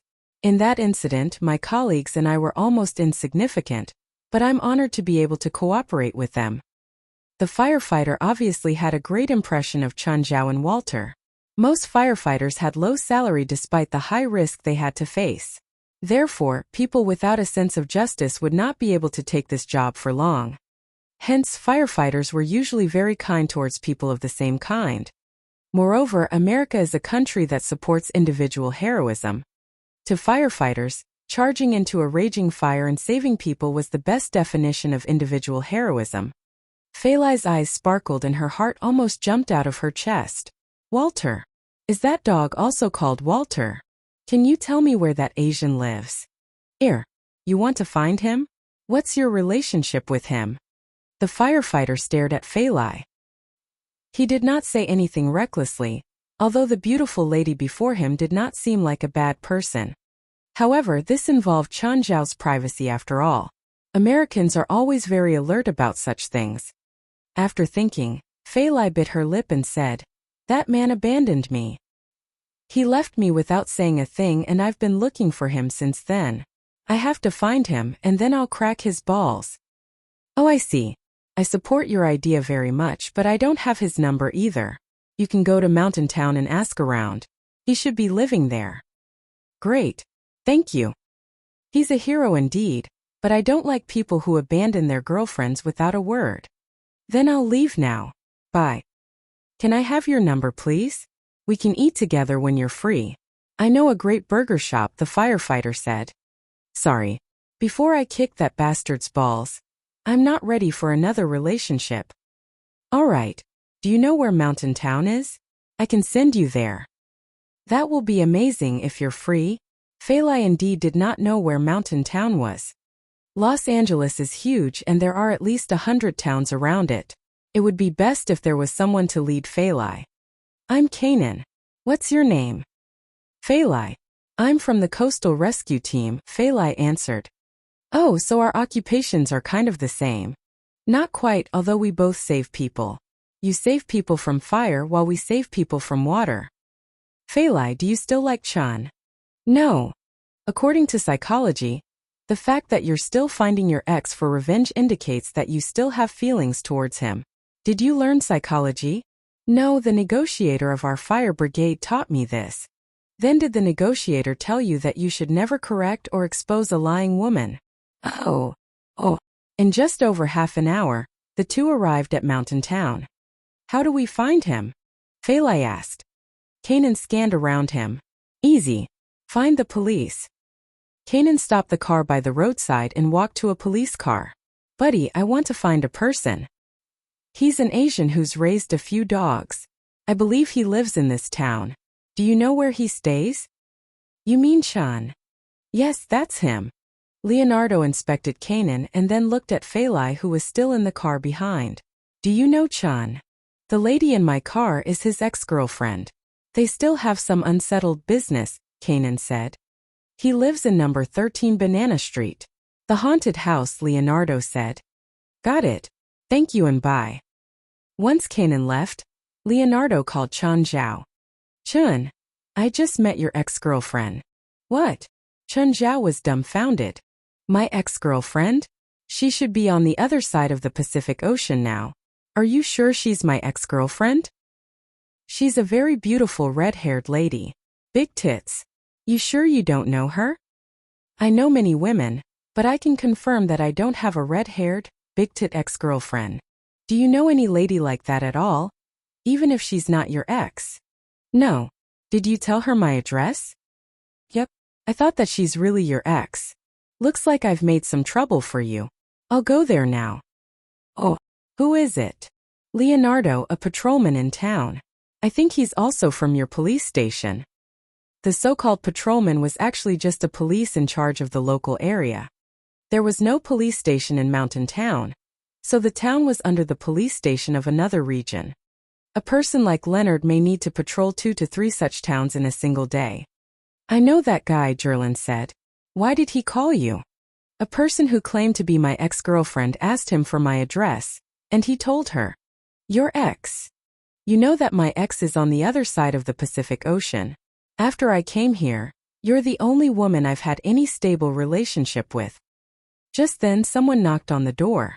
Jerlin looked at Chan Zhao. Do you want me to go and open the door? I'll go. I also want to see who claimed to be my ex-girlfriend. Me too. Chan Zhao and Jerlin walked to the front door.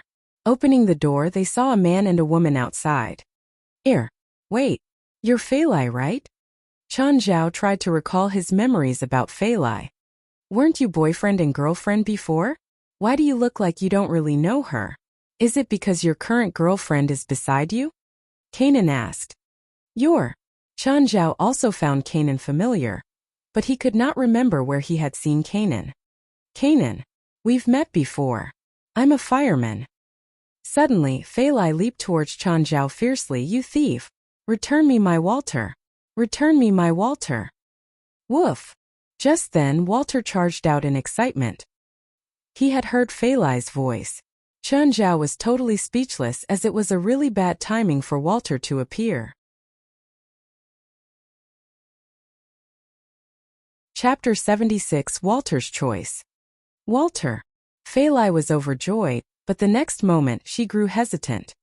This big dog before her eyes looked very similar to Walter, but Walter couldn't be so energetic. Walter wasn't this big either. He had lost weight dramatically before due to the cancer. He wasn't even 25 pounds before. The big dog here now was more than twice Walter's weight. However, there was those eyes, the close and familiar gaze. Fei Lai was still hesitant. Was this really Walter? Chin, do you need help? Leonardo came over too. Walter. Fei Lai could only see Walter now. Woof. Walter had already run over to Fei Lai, licking her hand. You're really Walter? You didn't die? Woof. Miss Fei Lai, what are you doing to my Walter? Your Walter? You thief. You stole Walter. I'm going to report you. When did I steal your Walter? Isn't this enough proof? Fei Lai said, pointing at the dog. I have a pet's permit for it. Can you produce a permit for your Walter? I thought Walter had died, so I cancelled it already. Why do you think your Walter died? It had cancer and my colleague said that he put it down. Look. Does it look like it has cancer? You're that doctor. You cured Walter? Leonardo, do you believe her? You think I can cure a dog's cancer? Chan Zhao still refused to admit it. I don't care how you healed Walter, but he still recognizes me. You saw Himi. He knows me. Walter, do you know Leonardo? Walter ran over to Leonardo and licked his palm. See, it's friendly to everyone. No, that's different. It looks at me differently. Please, Miss Fei Lai, get out of my house if you can't produce evidence that I stole your dog. I don't welcome crazy women that accuse me of stealing dogs. Why did you name it Walter? Or is it its original name? Leonardo, am I not allowed to name my dog? Of course you can. Miss, if there's nothing else, please leave this home, Leonardo said unkindly. I'm not going unless Walter is going with me. If you insist on making a scene, I can only take you to the station. In Leonardo's opinion, Fei Lai was just throwing a fit. He was more willing to believe in Chan Zhao. After all, Fei Lai had said that her dog had cancer and had been put down. It wasn't enough proof that Chan Zhao's dog had the same name as hers. Leonardo. You're Jerlin from the crime squad? He finally noticed that Jerlin was there. You're not needed here. Chen and I will take care of this. Okay. Chan, I'm leaving. Chan Zhao didn't know what Jerlin was planning. Chen and this Miss Fei Lai, I don't know if this dog is your Walter, but it seems to like you. I think you can let it choose between you or Chan. Jerlin, is this necessary? Chen looked at Jerlin, not knowing whether to cry or laugh. This respects everyone here, right, Chen? Fine. Let it choose. You two go stand over there. Walter, come here. Walter obediently ran over to Jerlin. She bent down and patted the dog's head. Walter, do you want to go with Chun or Fei Lai? Choose now. Zhurlin pointed at Chun Zhao and Fei Lai, who were standing next to each other. Walter cocked its head, staring at the two. It didn't really understand Zhurlin. Walter, will you choose me or her? Chun Zhao repeated. Walter, you remember me, right? We fought alongside each other. Fei Lai stared anxiously at Walter. The dog stayed beside Zhurlin, not choosing anyone. I don't think it made a choice, Chun Zhao said. But I believe that it's more willing to be with his owner instead of an unfamiliar woman. It didn't choose. Why do you say it's more willing to be with you? Fei Lai refuted. Because this is its home and it has friends. Then Chun Zhao called, Beelzebub, Carrie. Beelzebub and Carrie ran out. Walter immediately started playing with them. See, I can't find any reason why it would want to leave me and its friends, Chun Zhao said grandly. Oh. Fei Lai was furious. I think I have someone who can prove that this is Walter. She called Robio and put him on speaker. Robio, I'm at Chen's house. Come here. Chun Zhao's heart skipped a beat. Fei Lai was setting up a trap for Robio. Chun? Which Chun? Robio asked. Chun Zhao's heart came back down. Thankfully, Robio wasn't stupid and reacted quickly. You're still lying to me? Walter didn't die. You didn't kill her. You gave her to Qian, right? Fei Lai, Walter's already dead. Why can't you accept this? It's already dead. It had cancer and couldn't get better. Robio. Fei Lai growled with clenched teeth. If you keep lying to me, our friendship is over. Fei Lai, I'm sorry. Robio's reply was extremely calm. Walter is already dead. I can accept it if you blame me for killing it, but can you please accept the fact that it's already dead? I don't believe you. I won't accept it. No matter if you accept it or not, it's the truth. Kanan patted Fei Lai's shoulder. Let's go. He was more willing to support Fei Lai, but logically he still believed Chun Zhao. After all, it wasn't a big deal to have two dogs with the same name. Plus, he felt like Fei Lai's Walter was indeed dead already. It was just that Fei Lai wasn't willing to accept the truth. That was why she insisted that Chun Zhao's dog was hers. I will find evidence. Gritting her teeth, Fei Lai glared at Chun Zhao. I will expose your true nature and let everyone know that you're a shameless thief. Please don't come harass me before you find evidence. Otherwise, I'll call the cops. Chun Zhao closed the door but felt coldness behind him. He could fool the entire world but not Zhurlin. Can you explain what's going on?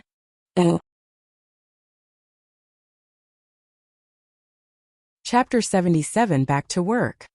Walter can't live for long, so he has to stay with me. Only I can extend his life. Chun Zhao started to lie. You heard for yourself that it has cancer. You know what this means. Robio asked me to save Walter. I've been trying my best to extend his life, but if he leaves me, he'll be sick before long. Do you want to see how the disease has tortured him just half a month ago? Taking in a deep breath, Zhurlin said. You should explain this to that girl. Didn't you see her attitude? Her wild attitude towards Walter. Do you think she would allow Walter to leave her? But she views Walter as her kin. Isn't it cruel for you to strip Walter from her? Fine. What would you do if you were me? Let it return to its original master, and then die in suffering and pain, or let it stay here so that it can run and play freely? At least it wouldn't be tortured by the disease. Chun Zhao sounded all righteous. Zhurlin fell silent for a while. I don't know. I only feel that this is unfair for her. Oh. Fei Lai charged into the HQ of the Coastal Rescue Team and shouted at Robio. You lied to me. You lied. That's Walter. Walter's not dead. The members around her were all perplexed. What's Fei Lai saying? Robio's face darkened. All of you go out. Slightly shocked, the other members all left the office. Are you guilty now? That is Walter.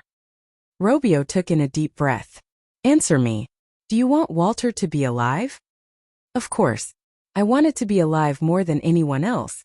So when I found out that it's still alive, I'm happier than anyone else. Chun can extend Walter's life. You saw it for yourself. Walter has regained his vigor beside Chun, but what would happen if it leaves Chun? Do you know what will happen to it? Have you ever thought about it? Robio stared at Feilai with a gloomy look. You only care about whether Walter belongs to you. But you've never cared for Walter itself. If you want Walter to live, just give up. Perhaps you can go and visit it, but don't try to snatch it away. Robio was very satisfied with Chen Zhao, who had fulfilled his promise. He had indeed restored Walter's energy. Therefore, Robio had to fulfill his promise too. At least, he must not let Feilai destroy their agreement. If possible, he hoped that he could keep this a secret forever, even if he would be accused of being a murderer. However, Feilai still managed to find out the truth. He could only tell her everything in an attempt to persuade her. Feilai sat down on the chair in disappointment, her eyes staring blankly in front of her. I'll give you 2 days to rest and relax. Use this opportunity to think over it. Chen Zhao spent 2 days with Zhilin and did nothing else, apart from a picnic the previous day and having their usual bed activities. After the 2 days, Zhilin left Chen Zhao again. Just like what they had promised, when they needed each other they would be like a couple. For the rest of the time they would only be friends. Chen Zhao was also back to work and called Ethan himself. Ethan, you have a job for me? Chun, what a surprise that you called me yourself. I thought that you've already forgotten about your job. I only took 2 days off. Fine. Lucky for you, I have a job at hand. Street 98, flat number 521, but the pay isn't high, only $1,000. Do you want it? Yes. Chen Zhao tidied himself up, after which he left with Beelzebub, Raymond, and Carrie. Just then he saw Mary walk towards him with some grilled bacon and ham. Chun, are you going out? Yes, I'm going to work. A patient is waiting for me. Here's some bacon and ham I've just made. Thanks. No, I should be the person to thank you. You saved Ken. I'm a doctor. Saving people is my job. After chatting briefly with Mary, Chen Zhao took the bacon and ham and returned to his house. However, he could only eat them after coming back. Leaving his house again, he saw Vincent at the next road junction. Chun, where are you going? Street 98. On their way, Chen Zhao received a call from the agency. Hello, Mr. Chun, I'm Hister. Do you still remember me? I was the agent when you signed the rental agreement. Of course. Hi, Mr. Hister. How can I help you? You said that you're looking for a housemate, right?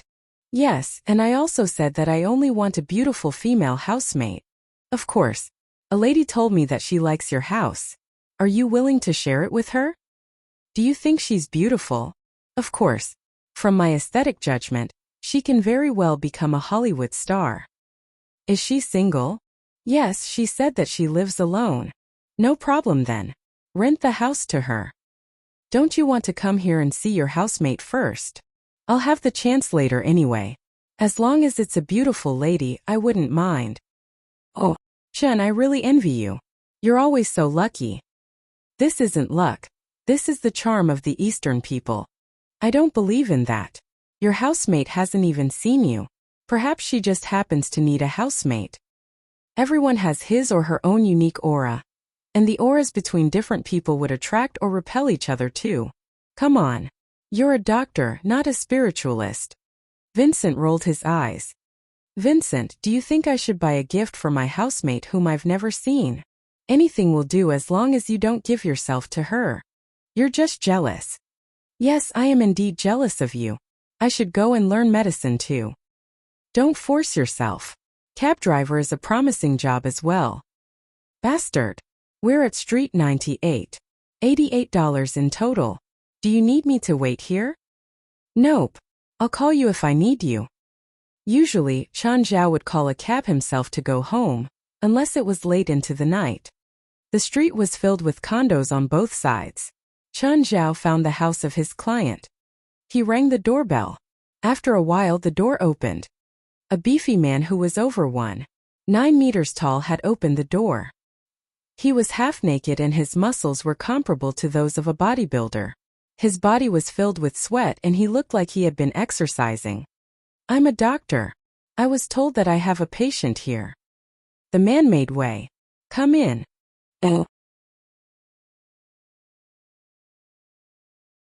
Chapter 78, Track Runner. The man was the only one in the apartment. Looking at him, Chen Zhao asked, "Excuse me, are you my patient? Are you really a doctor?" The man looked Chen Zhao with suspicion. "I don't look like one. Do doctors all bring so many pets with them?" "I'm sorry. This is my personal habit. I bring my kids with me no matter where I go." "I'm Rufford." Then he added, "You're a traditional Chinese doctor, right?" "Yes. I'm an expert in traditional Chinese medicine, but I also know Western medicine. If you have unique needs, I can give you unique treatment." Rufford picked up a towel to wipe his sweat. While wiping, he said, "I'm a sprinter. Half a month ago I had a race, but I fractured my leg during it. I went through rehab, but I never got a reply for the medicine I requested from the International Association of Athletics Federation." Chen Zhao looked down. He saw that Rufford's left calf was wrapped with gauze.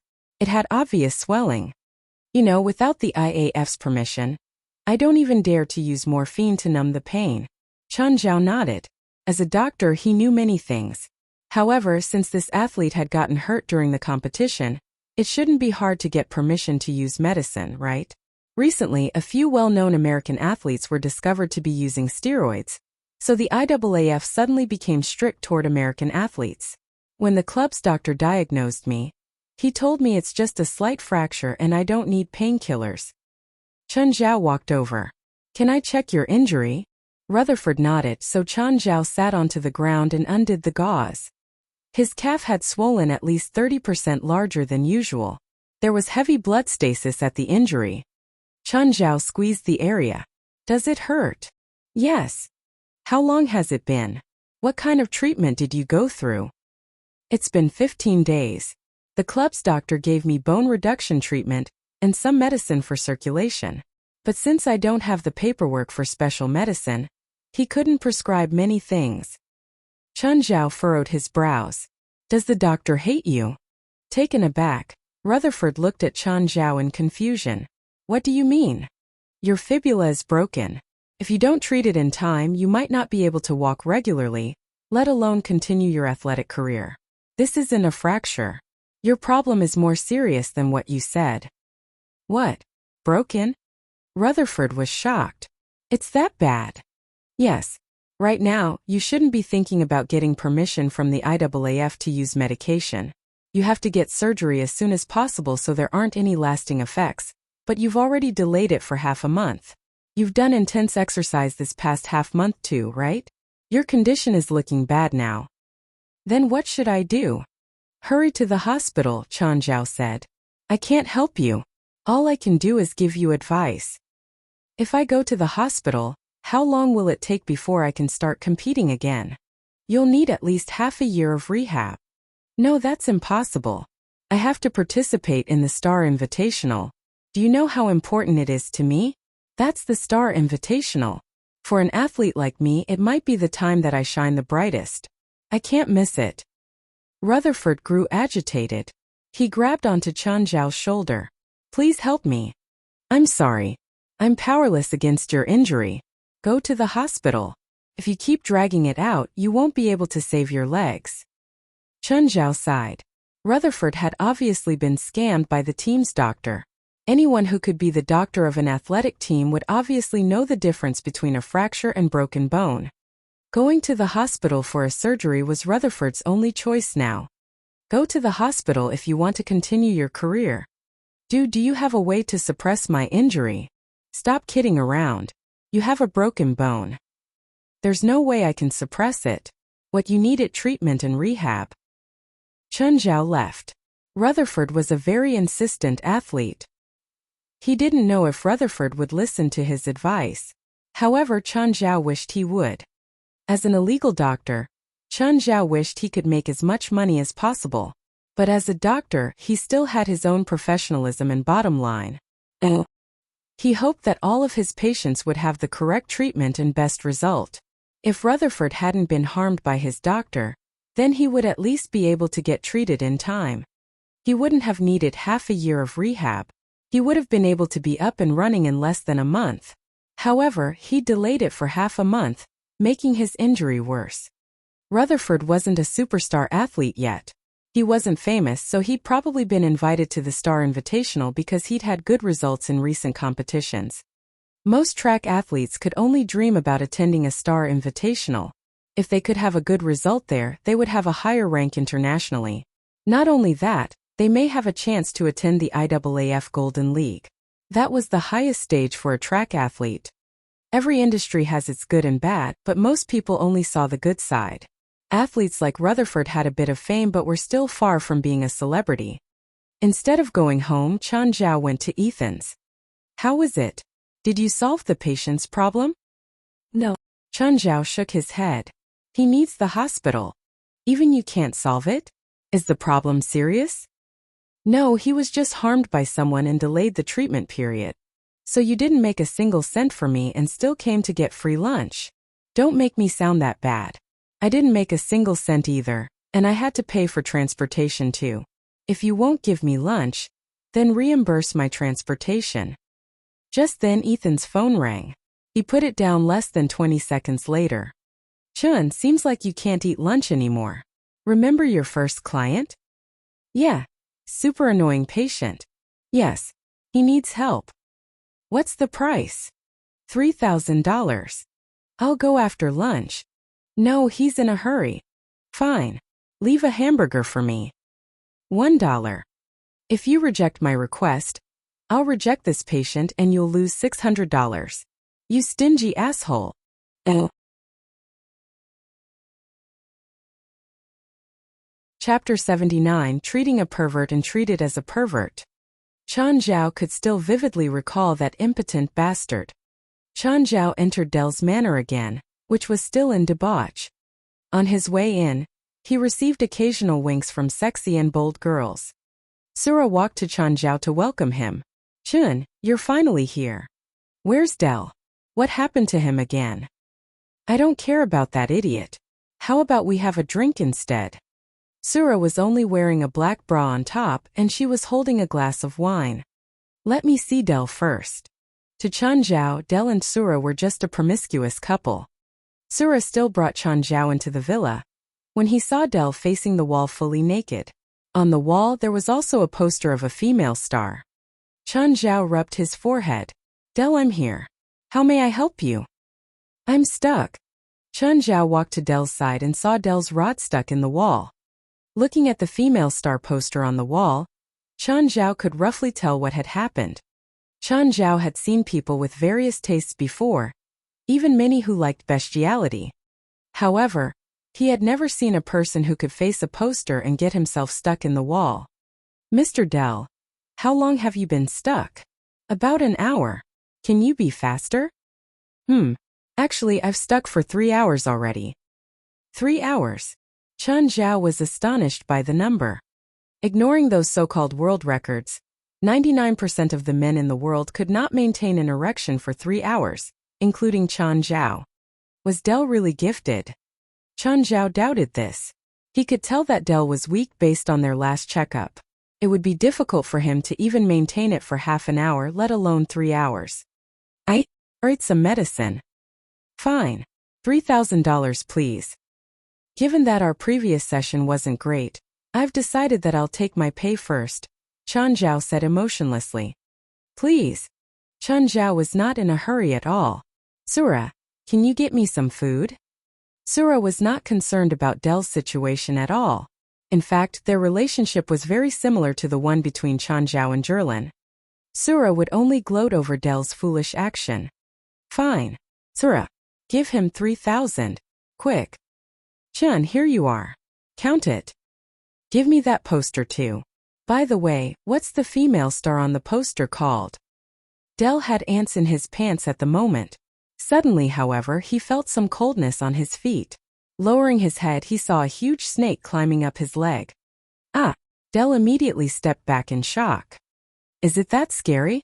Raymond, you've seen him before. Chan Zhao sat on the sofa and put his hand on Sura's shoulders. That's so frightening. I'm out? Dell still looked dazed. So easy. Right, your problem is settled. I'm leaving.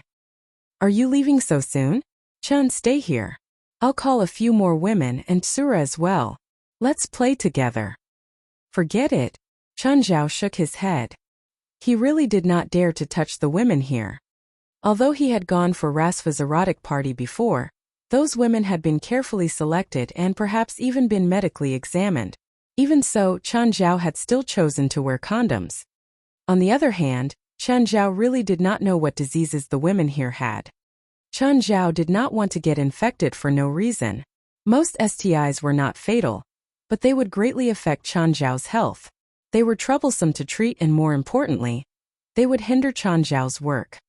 Although Chun Zhao wanted to relax here, his rationality still won over his desire after some consideration. Dell sent Chun Zhao to the gates. Chun, can you charge me less next time? If you do less stupid things, you wouldn't even need to pay. Fine. Can you return me that poster? No. To prevent you from doing such things again, I'll take it away. This poster is worth $400. Don't throw it away. Oh. I wouldn't. I'll put it on the wall in my bedroom. Oh. As Chun Zhao walked out from the residence, he looked at the woman on the poster. He could not recall what characters the female star had acted before. Nevertheless, she was really beautiful. Chun Zhao licked his lips. Suddenly, Chun Zhao felt something bump into him. Lifting his head, he saw the woman on the poster right before him. Oh. She was wearing a pair of extreme high-heeled shoes. Her lips were flame red and she had a pair of aviator sunglasses on. Never had Chun Zhao seen a woman whose body was so perfect. She had the most excellent body proportions. Her long legs would make most women feel inferior and drive all men crazy. The woman glanced at the poster in Chun Zhao's hands impatiently. That's troublesome. Give me the poster. Huh? What? The woman snatched the poster from Chun Zhao and was ready to autograph. However, when she looked at the poster, she saw the hole at the bottom. Pervert. The woman was immediately enraged. She squeezed the poster into a ball and flung it at Chun Zhao's face. If you come and harass me again, I'll call the police. Chun Zhao rubbed his cheek, which was still in pain due to the impact. However, he did not chase the woman and explain himself. How could he explain such a misunderstanding? It feels like being bitten by a dog for no reason just after leaving home. Woof. Don't accuse us for that. Chun Zhao shrugged his shoulders. Just then he received a call from Ethan again. Chun, are you done with the patient? Yup. Where are you now? I just left the patient's house. So you're still in that neighborhood? At the exit. I received another request. The patient is there too. I'll give you the address. After receiving the address, Chun Zhao turned around and walked back into the neighborhood. Chun Zhao compared the address he had received to the door plate. Number 0355. Should be here. Ding dong. The door to the apartment opened. It was the same woman he had met earlier. Chun Zhao's cheek twitched. The woman looked at Chun Zhao in both disgust and anger. I said that if you continue to harass me, I'll call the police. I'm not a pervert. A pervert would clearly not admit it. I'm a doctor. Someone told me that I have a patient here. You're a doctor? Yes. Show me your license. Are you looking for a doctor with a medical license? The woman thought for a while, and then looked at Walter, Beelzebub, and Carrie, who were beside Chun Zhao. Do doctors always bring so many pets to their patient's place? You're not the first client to ask me that question. Oh. Chapter 80. I'm not a pervert. Come in, but if you do anything to me, I'll bust your balls. The woman was still guarded against Chun Zhao. You're the one who needs a doctor. It's me. Where do you feel discomfort? The woman hesitated. She stared at Chun Zhao as if unwilling to speak. After all, she still saw Chun Zhao as a pervert who'd held her poster. I've seen many diseases during my career, so you don't have to worry about me judging you for some embarrassing condition. There's no need. After another pause, the woman finally spoke. Do you promise you won't tell people? This is probably why you chose an illegal doctor, right? We also have the rule of keeping our patients' conditions confidential. My boyfriend discovered he had STDs before he broke up with me. Recently I feel itchy down there and there are a lot of small red dots. I don't know if I got infected too. The woman studied Chen Zhao's expression closely, but he was undisturbed. Did you wear a condom when you had sex with him? Yes. If you had condoms, then you should be less likely to get infected. Can you describe what it looks like in detail? Should I take off my pants to show you? If you're willing, I can diagnose you more accurately by looking with my own eyes. This woman didn't have many taboos. After revealing her condition, she opened up and took her pants off right before Chen Zhao. He looked without using his hands. It's not STDs and just an infection. You can use some over-the-counter cleansers. It's nothing serious. Of course, if you're not sure, you can do a full check at the hospital. The results should be like what I said though. Hearing his reply, the woman let out a long sigh of relief. Then, can I put my pants on now? Yes. Can you prescribe some medicine? I told you. You don't need medicine or prescriptions for the cleanser. You can just buy it. I can't go buy it. Well, I don't have any with me. Aren't you a celebrity? Don't you have assistants? I haven't had time yet. I just got to America. You aren't a Hollywood celebrity. You don't know me? You were holding my poster earlier. Would you believe me if I say that poster isn't mine? I'm from Australia. My name is Lucy. I'm pretty famous in Australia, but I'm only a rookie in Hollywood. You can call me Chun. I'm from China. Sorry about what happened. It's okay. If you can't buy a cleanser now, I can prescribe some Chinese medicine to get rid of the bacteria. Okay, please prescribe some. Lucy was very relieved after learning she was okay. For foreign celebrities like her, developing in Hollywood was already very difficult. If she had a scandal such as having STDs, she could basically bid farewell to the circle. It wasn't just Hollywood. She might not be able to get rid of this scandal even in her own country. Go to a Chinese pharmacy and have the staff get the ingredients from this prescription. Even if other people get this list, it'll still be hard to distinguish what it's for. Thank you. Lucy looked at Chen Zhao. What else do you need? Chen Zhao's eye twitched. The payment. Was this girl so full of herself that she forgot about his? Oh, I'm sorry. How much do I have to pay you? $1,000. That expensive? Yes. Chen Zhao didn't refute it. It was just that expensive. Lucy was a celebrity, so $1,000 wasn't much, but no matter where one went, that money for a doctor's visit was super expensive. Lucy had some money, but this was still a considerable expense for her. After handing $1,000 to Chen Zhao, she said, "Can it be cheaper next time?" "No, I'm sorry." Chen Zhao accepted the money with a smile. "I don't decide the price." Oh. Chen Zhao returned to Ethan's motel and tossed him $800. Ethan counted the cash happily. Chen Zhao glanced at him. "Why are you counting? You think I'll cheat you?" "You don't understand. I'm not trying to count the money. I'm enjoying the process." "Wait. I think you're missing $10. You must have counted incorrectly. Where's my dinner?" "Auntie Lee, is dinner ready?" "You want to get free food from me again. Don't change the topic. I'm missing $10. Count again." Another call came while Chen Zhao and Ethan were eating dinner. "Hi, I'm Ethan." "Mr. Ethan, the suit you rented from us is 2 days overdue. When will you return it?" "Oh, there's a $100 fine too." "What?" Ethan yelled. "You want $100 just because it's 2 days overdue? Are you a dress shop? Are you sure you're not robbers?" "If you have any questions or suggestions, please call the complaint number." "What's the complaint number? I'm going to report you." "It's this number." "Oh, the customer service is me too." Ethan hung up in anger. "Chun, return my suit when you go home. It's not along the way. You can drive to the shop first." "But that would be $30 more for Vincent. You get free food and drinks here every day.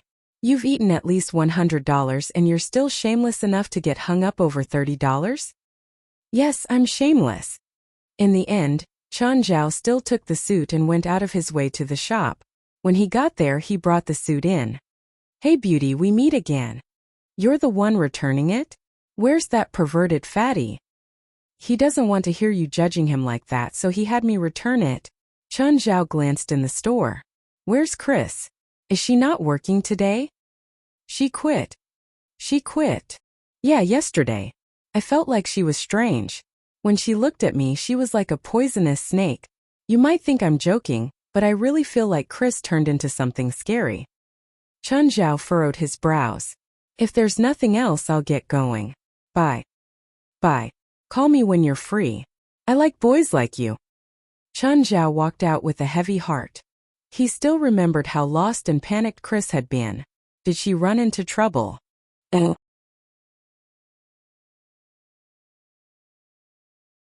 Chapter 81. There is a death sentence in California. After thinking over it, Chun Zhao still went to Chris's place.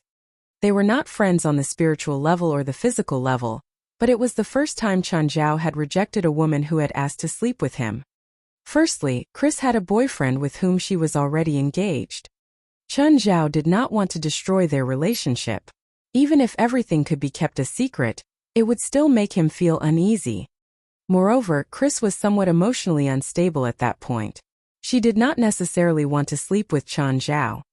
After Chun Zhao had broken up with his ex, he had gone for online dating a few times. There was once he encountered precisely such an awkward situation. They were about to go to bed when she suddenly said, "I don't feel it anymore. Can I just use my hand?" Chun Zhao would have replied with a no if he was not afraid of being sued for rape. Nonetheless, if Chun Zhao had known earlier that Chris was going to break up with her boyfriend the second day, he would have agreed to Chris's request that night. Chun Zhao was not too picky about women. Perhaps it was only because he had a very low bottom line. Firstly, he wanted the woman to be clean and free of illnesses. Secondly, he would always wear condoms, which would benefit both parties. He did not agree that condoms would reduce the level of satisfaction. One could always use Durex Extra Thin.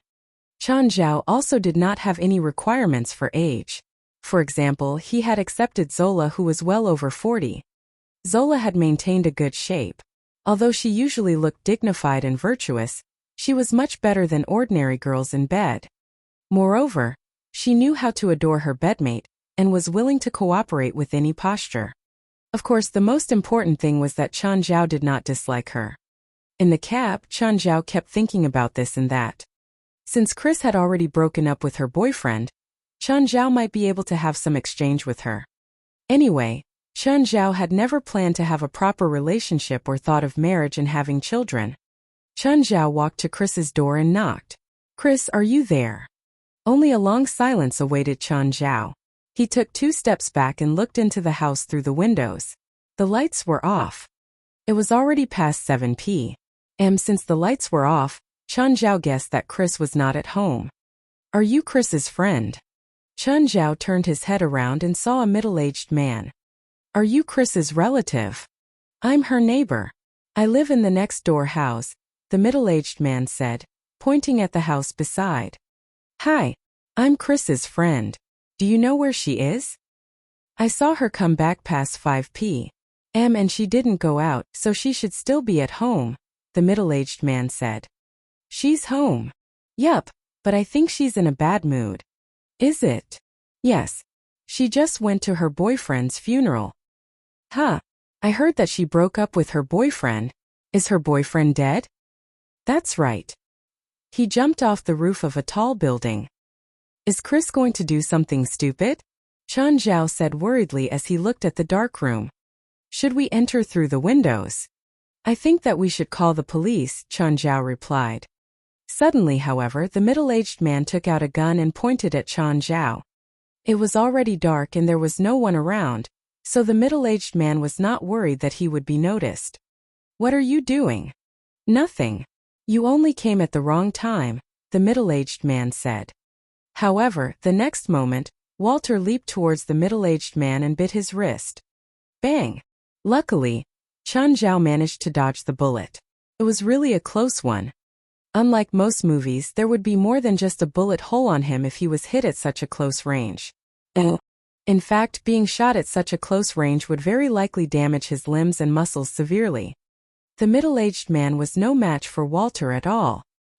His wrist was already covered in blood, and his gun had dropped onto the ground. He could not even run away. After kicking the gun away, Chen Zhao subdued the middle-aged man with Walter. Then he called the police, who only reached after 20 minutes. This time they were not those whom Chen Zhao already knew. They should be from another branch in Los Angeles. There were a total of 4 police and they saw Chen Zhao press the middle-aged man onto the ground. Immediately they pointed their guns at Chen Zhao. "Don't move," Chen Zhao said helplessly. "Buddy, I was the one who called the police." "What happened? Explain now." "I came here to find my friend whose boyfriend had just passed away, I think. I was worried that she's going to do something foolish, so I planned to call the police to check her house.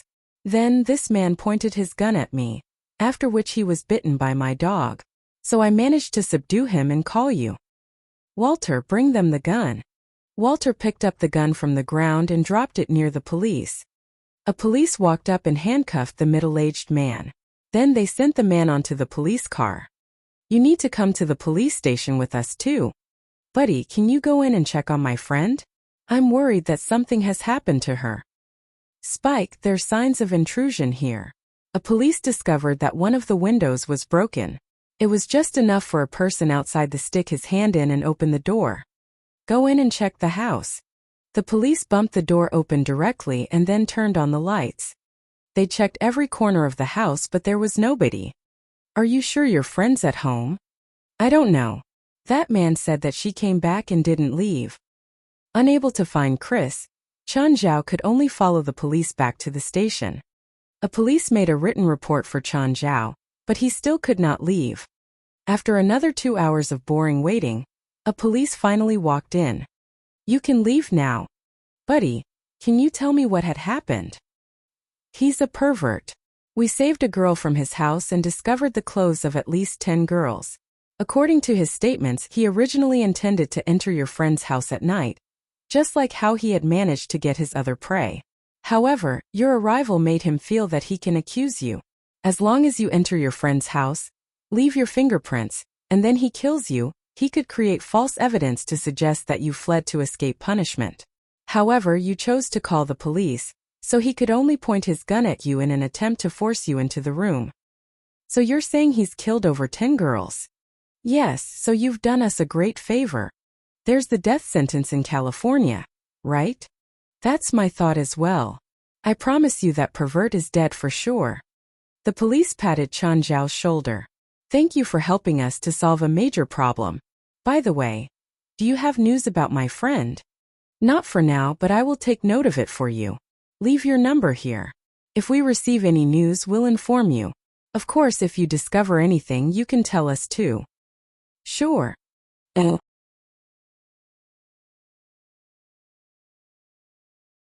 Chapter 82. I'm actually a spiritualist. Chen Zhao realized someone was following him as soon as he left the police station. It was a 20-something-year-old woman holding hands with a girl. Chen Zhao thought they were just going the same way, but they followed him to an intersection. They would stop whenever Chen Zhao stopped. They just followed him without hiding themselves at all. Unable to take it anymore, Chen Zhao turned around and faced the mother and daughter. "Do I know you? You can see us." "What?" Chen Zhao was taken aback. "What do you mean see us?" The next moment it clicked in Chen Zhao's mind. "You guys are ghosts. We're under the oak tree beside St. Anthony Church." Chen Zhao was still confused. He had met spirits before, but the ones that he'd seen were all wooden and dazed. This duo didn't look like those spirits at all. They were just like living people. Were they victims of that pervert? Did they want him to find their bodies and bury them? Chen Zhao ran back to the police station. "Excuse me. Mr. Chen, why are you back? Did you forget something? Can I see the profiles of the pervert's victims?" "Technically, we can't reveal them. We haven't found their identities either, because we haven't found most of the bodies." The officer paused. "However, you're one of the involved parties, so I can show you. But can you tell me what you need it for? Is there a mother and daughter pair among the victims?" The mother is around 30 years old, a brunette. The daughter is around 11 or 12. Just then, an exhausted-looking man walked out of the questioning room. Happening to hear Chen Zhao's words, he immediately rushed over. "Who are you? Why do you know Amanda and my daughter?" The police officer looked at Chen Zhao in confusion. He wouldn't believe it if someone suspected Chen Zhao. After all, he'd already inspected Chen Zhao. He'd just arrived in America, but he had a good record. He'd even saved 9 people from a fire recently, so the officer still believed in him. Mr. Chen, can you explain this? At that moment, the lights suddenly dimmed. Chen Zhao looked at the duo beside him. It was the daughter that had turned off the lights. Would you believe me if I say, I'm a spiritualist? Chen Zhao said awkwardly. The officer was awkward too. He didn't believe it, but he couldn't say that. I do. I believe you. Sir, please tell me. Are they beside you right now? Chen Zhao nodded with difficulty. Yes, they're here. Mr. Chen, Mr. Board has just received the news that his wife and daughter may possibly have been killed. Please don't upset him anymore. A cup of water on the table fell down without warning. The police and Board were both shocked. How could it just fall down for no reason? The water inside started moving orderly, writing out, "We are here. We are here." Board and the officer were shocked. The officer even fell to the ground. Actually, Chen Zhao really didn't want to act like a spiritualist, but there was a lot of religious freedom in America. There were a lot of religions that believed in ghosts and spirits too. Due to all the paranormal and supernatural movies, a lot of people believed in them too. Many so-called spiritualists appeared proudly on all sorts of platforms. Even the media would invite some well-known spiritualists for interviews. Of course, no one would send a spiritualist to an experiment lab for dissection. What happened? What's going on? When the officers outside heard the noise, they all ran in. Seeing their colleague sitting on the ground, they thought he'd been attacked. This was a police station after all. Sometimes criminals would attack the interrogator. A ghost. There's a ghost. David, are you too stressed out? No, I'm serious, David said nervously. That Mr. Chen's a spiritualist. Mr. Chen, tell them it's true. I'm just a part-time spiritualist. My main job is still a doctor. That's not important. Tell them that Mr. Board's wife is here. The police officers from outside all looked at Chen Zhao, who hesitated. They're here. The fallen cup suddenly floated up and approached Chen Zhao and the officers. In the end, it lost balance and fell to the ground, shattering. All the officers felt chills go up their spines. They were freaked out. Don't be scared. They're not evil spirits. They want me to help find them. The other stuff have nothing to do with me. Amanda, Aisha, I love you too. Mr. Chen, can they hear me? They couldn't. They could see Board but couldn't hear him. It seemed that they could only communicate with Board through Chen Zhao. The other officers looked at Chen Zhao as he repeated Board's words to the air. Your daughter asks if you can help her take care of Alan. Board's face was covered tears. Aisha, I will. I'll help you take care of Alan. I'll take it out for walks every day. Your wife says. She known about you and Joan, but she forgives you. Oh, Amanda, I'm sorry, I'm so sorry. Okay. Let's hurry and go look for their bodies. By now, the officers no longer doubted Chen Zhao. They all looked at him with awe. The police would actually work with spiritualists sometimes. Of course, it was mostly useless. Chen Zhao told the address to police and Board, and everyone went into action. 3 police cars drove to St. Anthony Church. Chen Zhao saw the oak tree from afar. Pointing at it, he said, "It's there. They may have been buried there." He glanced at the mother and daughter beside him, but they disappeared without him realizing. The officers walked to the oak tree with their tools. Walter circled the oak tree. He sniffed the ground and then started barking wildly. The officers and Board all looked at Chen Zhao, waiting for his instructions. Dig there. He pointed where Walter was standing.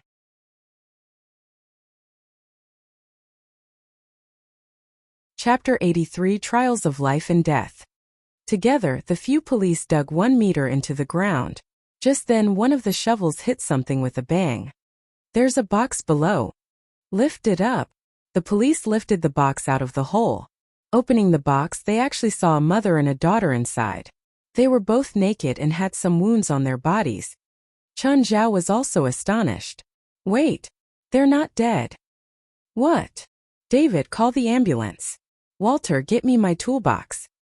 Chen Zhao removed his jacket and placed it on Amanda. Another police also did the same for Aisha. Both ladies were in deep coma. Moreover, they had been severely harmed before this.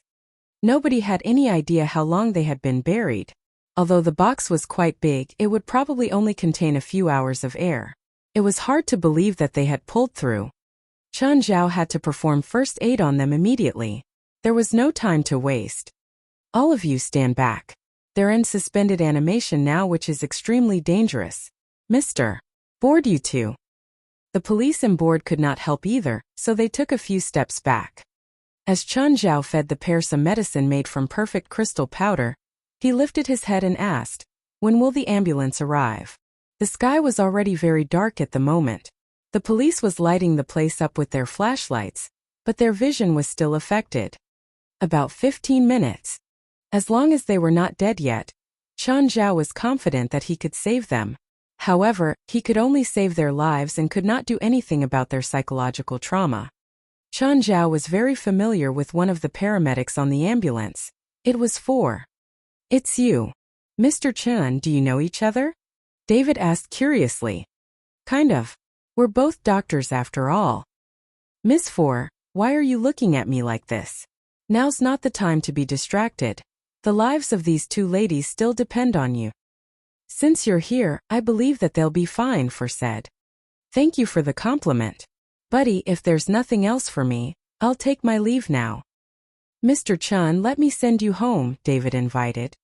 "I live in Mountain Town, which is quite far away. Are you sure you want to send me back? There ain't any cabs around here." "All right. Thanks." "No, we should be the ones to thank you. You've saved a mother and a daughter, a family indeed." "Sadly, I can't save more.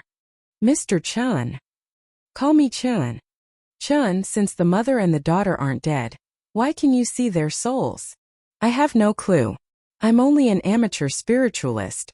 You should ask a more professional spiritualist such a question." Chen Zhao also wanted to know the answer. He decided to ask Blackie after getting home. "Yet you're already the most professional spiritualist I've ever seen." An hour later, David stared at Chen Zhao's house. "Do you stay here? It looks gloomy. I've rented this apartment. It's haunted." "Here. Why were you staying here if it's haunted?" "Because it's cheap." "Fine, but you shouldn't be bothered anyway. You're a spiritualist after all. Do you want to come in and take a seat?" "Forget it. I need to rush back to the station. Next time." "Okay then. Right, don't forget to help me find my friend." "Sure.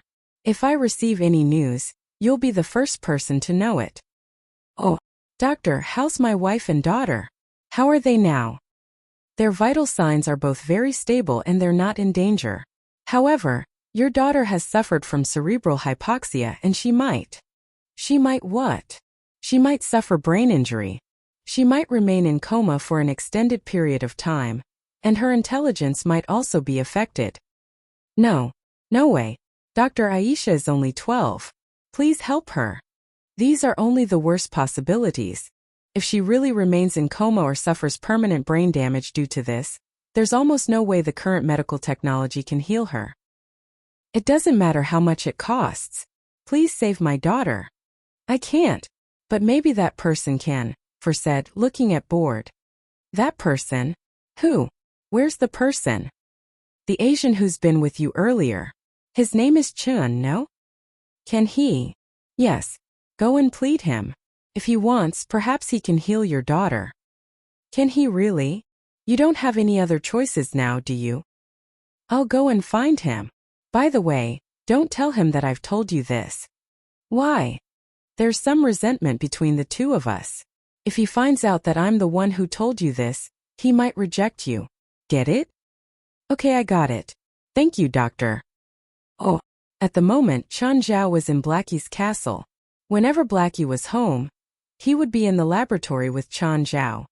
"Blackie, I met the souls of a mother and a daughter today.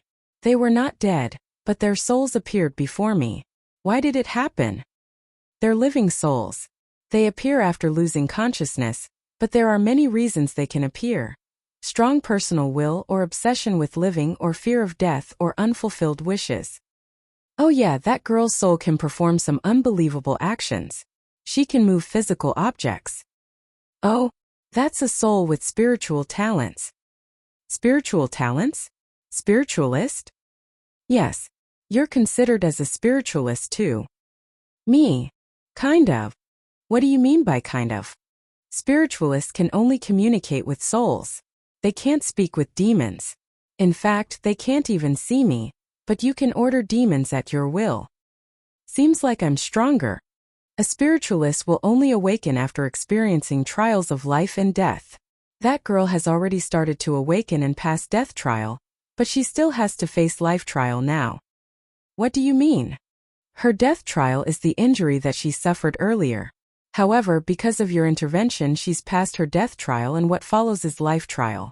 If she can't pass her life trial, she'll remain in coma forever. What will she face? Now she's like a dazzling gem. There'll be many evil spirits that can detect her presence. Perhaps all the evil spirits in the entire city will feel her, find her, and then feed on her. Doesn't that mean her situation now is very dangerous? Yes, extremely dangerous indeed, and not just her. The people around her will also be in danger. Can you help me to protect her? Blackie smiled. Although he did not have a face, Chan Zhao could still somehow feel his smile. Just tell me what's the price you want. For every evil spirit I settle, I want 1 year worth of demonic crystals. Deal.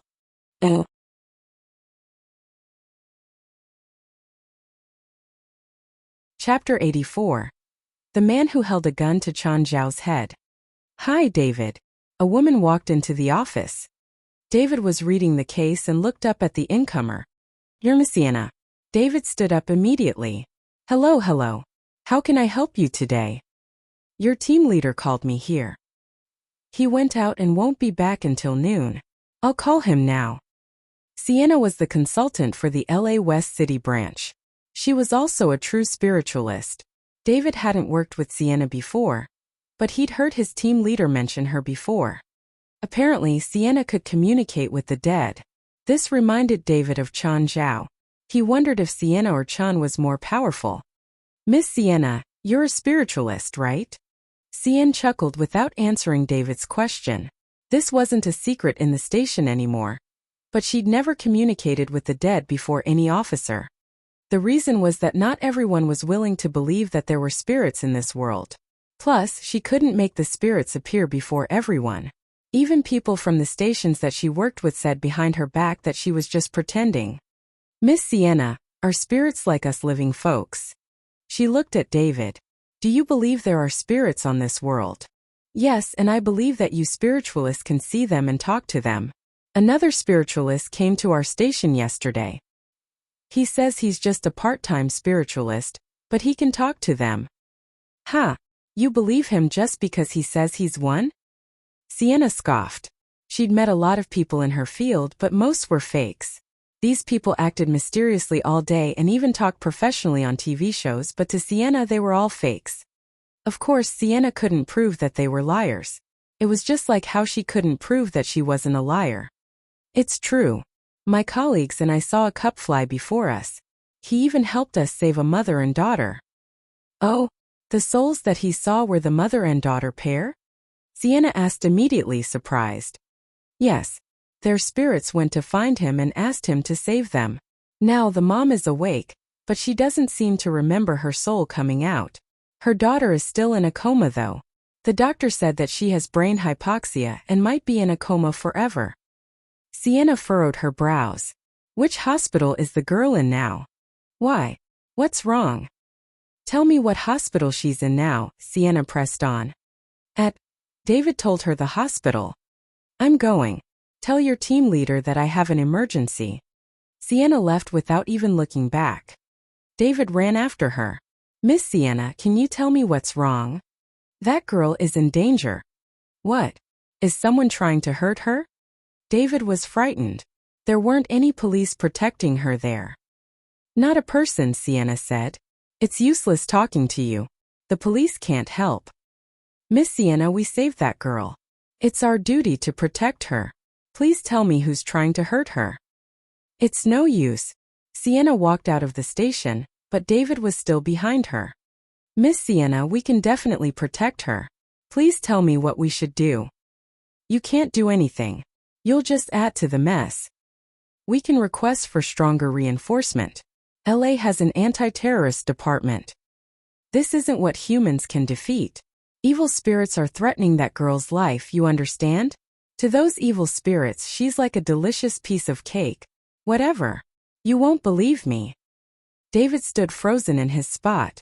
Evil spirits. Sienna was already gone, but David was still dazed. Suddenly he thought of something. Chen Zhao. Perhaps he could help. Perhaps he could protect that girl. No, he definitely could. David immediately looked for Chen Zhao's number. Oh, hello, Chen Zhao speaking. Mr. Chen, it's Marguerite. You should remember me, right? I need your help. Marguerite? I remember. The first time I got a gun pointed at my head was because of you, right? Chen Zhao immediately lost his temper.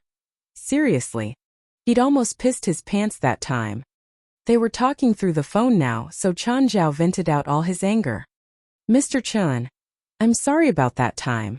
I'm seriously sorry. I need your help right now. Help? Sorry, I won't help you. $10,000. Marguerite gritted out. I promise I won't disturb you again. I swear on my dignity. $10,000 wasn't a small number. Chen Zhao, calm down. Tell me first if you or someone you know is in trouble. Me, my boss, and 2 partners. We're getting chased and we're all hurt. One of us is badly hurt. I can't think of anyone else who can help us. Will you ensure my safety if I go over there? I need to at least be sure that you won't kill me afterward. Yes, I swear.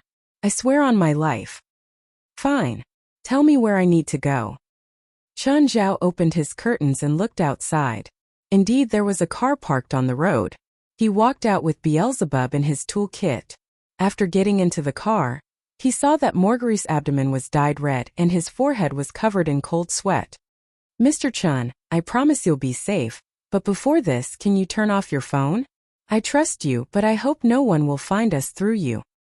Fine, but you need treatment. Let's leave this place first. Marguerite drove the car away.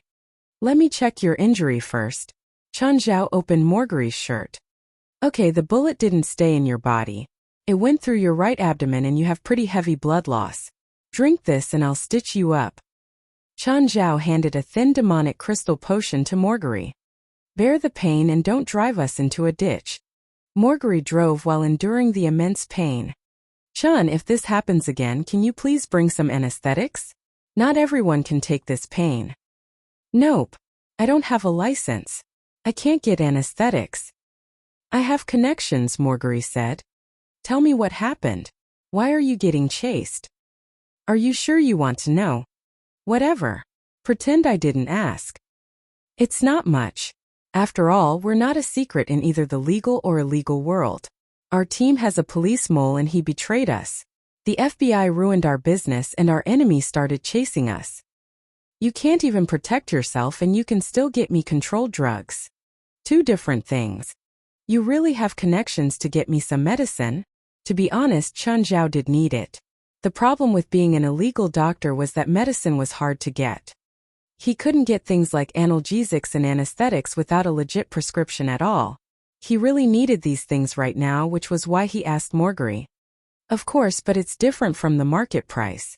The cheapest one will be twice the price of a legit pharmacy. Some others are crazily expensive. You need to mentally prepare yourself. Of course. I understand.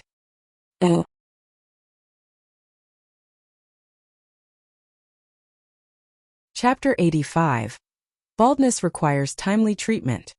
Chen Zhao looked at the forest by the roadside. Turning his head, he glanced at Marguerite. Are you planning to bring me to the wilds, kill me, and then dispose of my body? Do Chinese people all like to imagine things? It's just that American films often contain such scenes, so you can only see them in films. Marguerite rolled his eyes. The pair passed many winding roads. It was already somewhat dark at the moment.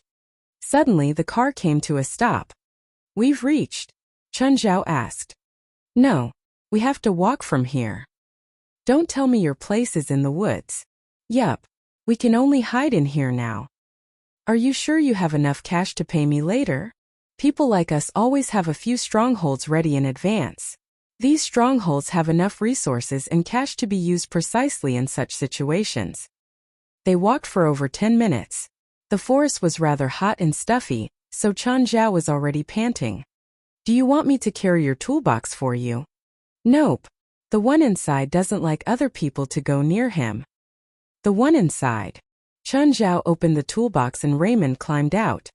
Hiss! Seeing the huge, colorful snake, Morgari took a few steps back in fright. However, he was only momentarily shocked. Morgari also glanced at Beelzebub, Walter and Carrie, who were beside Chen Zhao. Do you always bring your pets when you come out to work? Morgari looked at the playing pets. Clearly, he did not know that an evil existence was floating above his head. I'm used to it. If I leave them home, I'll have to contact a repair company the next day. I used to have a dog too. What happened then? My enemy hung it on my door. I thought it'll be a touching story. That day, I found the enemy and hung him on his mother's door. Chen Zhao decided to change the topic. Morgari, it's not a good sign for you to be bald at this age. Do you plan to have long-term treatment? I can let you have thick hair again. I shaved it myself, bastard. Is it? Actually, you don't have to be embarrassed. Baldness is a common illness and might be inherited or due to a skin condition, but I think you should have a checkup early. After all, baldness is sometimes an early sign of erectile dysfunction. I don't need it. My sexual function is great. You don't have to worry about it. Really? I don't want to talk about this. Morgari was somewhat confused. After walking for over half an hour in the woods, he had almost forgotten about the wound on his abdomen. Just now, Chen Zhao had done nothing apart from giving him an unknown black solution and stitching his wound. Why would his injury be stabilized so quickly? Given that Morgari had been frequently injured, he could roughly tell how severe his wound was. In the past, he had had injuries which were slightly less severe than this time. Even with anesthetic and professional bandaging, treatment and transfusion, he was not able to move freely for a few days. However, Chen Zhao had only treated him briefly, and he was already no longer in pain. This caused Chen Zhao's importance in Morgari's eyes to rise.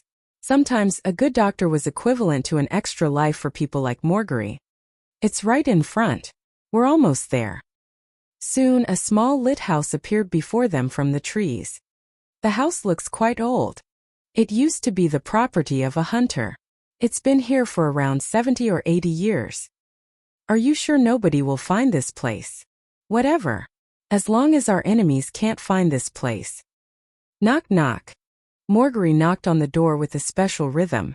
Clearly, it was a secret code they had agreed on earlier. A gap was slowly opened through the door.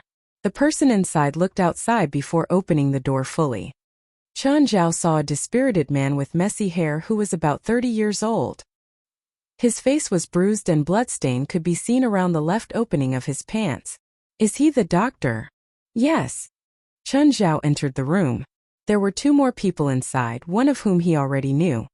It was Morgari's boss. He was lying on the ground with a sheet on. It seemed like he was asleep, but he was still holding a gun in his hand. Chen Zhao thought that Morgari's boss might just shoot him while dreaming. The last person was sitting at the table and eating some food, but he also looked listless. Who first? Chen Zhao asked. Suddenly, the dispirited man who had opened the door shouted in fear, there's a snake. A snake. The person who had been eating drew his gun in shock. The gang leader who was asleep also jumped up, took his gun and pointed it at Chen Zhao. It's the second time. Chen Zhao stared at the leader in anger. Chen, it's you. The leader put his gun back. Morgari flung his hand at the dispirited man's face. Sanders, stop shocking us. Don't you think we've enough to worry about already? Morgari watched as Chen Zhao allowed his colorful pet snake to crawl all over the house. Concerned, he asked, Chin, are you sure your pet wouldn't go missing if it keeps crawling around like this? Even if all of you go missing, he wouldn't. The dispirited man seemed to be very scared of snakes. As Raymond made a circle around the house, He moved around too, not daring to go near Raymond. However, the more he was afraid, the more Raymond wanted to go close to him. Sadly, his leg was still injured, so he could only limp around.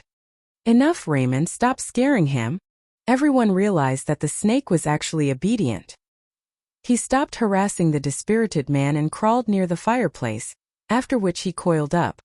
It was almost December and the temperature around Los Angeles had already started to fall. At night, the temperature could even fall below 50 degrees Fahrenheit.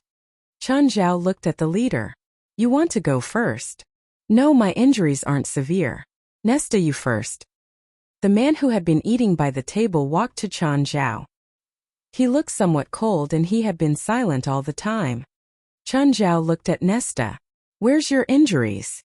Nesta removed his clothes at once and then lied down on the floor. Chen Zhao saw a bloody long wound on his back, as well as 2 holes. It seemed like he had been attacked by someone from the back. His injuries were severe but not hard to deal with. None of the wounds damaged the spine or any important part. While the wounds were terrifying, they were not deadly. At least, he would probably not die as long as he was treated before any infections. Chen Zhao quickly applied some medicine on his wounds. It was actually not a medicine in the human world, but rather an herb in hell. While the medicine was made from plants in hell, it was not harmful to humans. After applying the medicine, Chen Zhao started suturing the long wound and bandaging the injuries. He made 35 stitches, during which Nesta made no sound at all. Later your wounds will feel very itchy, but you mustn't scratch with your hands. Morgri, keep an eye on him, Chen Zhao said. Don't worry. Nesta's a tough guy, Morgri said, unconcerned. I hope so.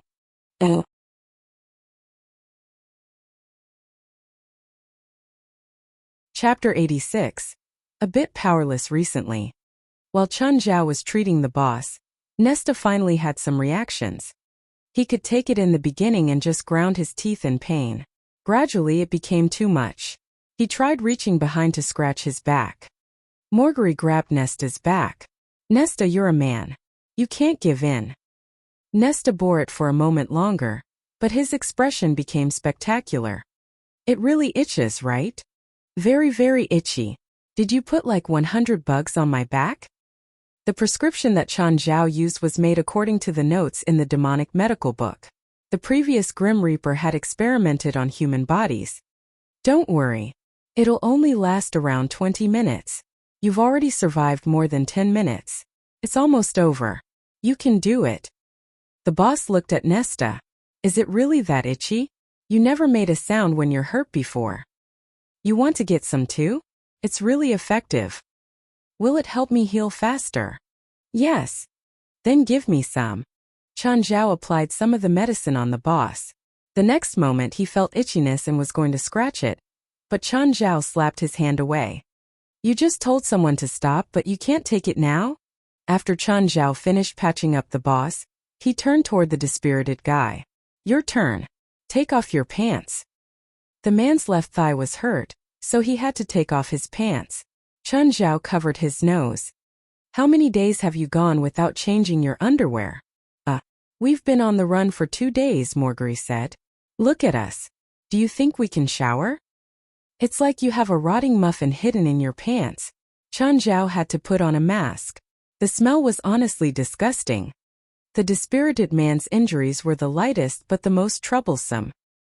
He'd been hurt for the longest time and the bullet had been stuck in his thigh the entire time. Thankfully, it was a smaller bullet and the shooter had been far away.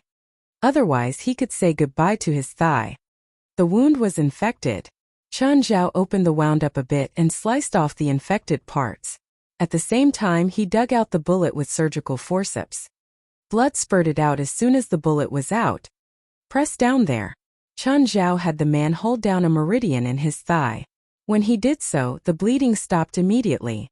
If you drag this out one more day, your leg would be gone. The man's lips turned purple and his forehead was covered in sweat. All right. Chen Zhao wiped his sweat. Don't put the wound in water for 2 days. After 2 days you can change the gauze, take a shower and then change the gauze. Oh, it's best if you disinfect the wound with rubbing alcohol before wrapping it again. What about us? Morgri asked. You three don't have troublesome injuries and had the medicine applied too. It'll scab over quickly. It's best if you shower and keep clean. Where's the bathroom? I need to wash my hands. In the back.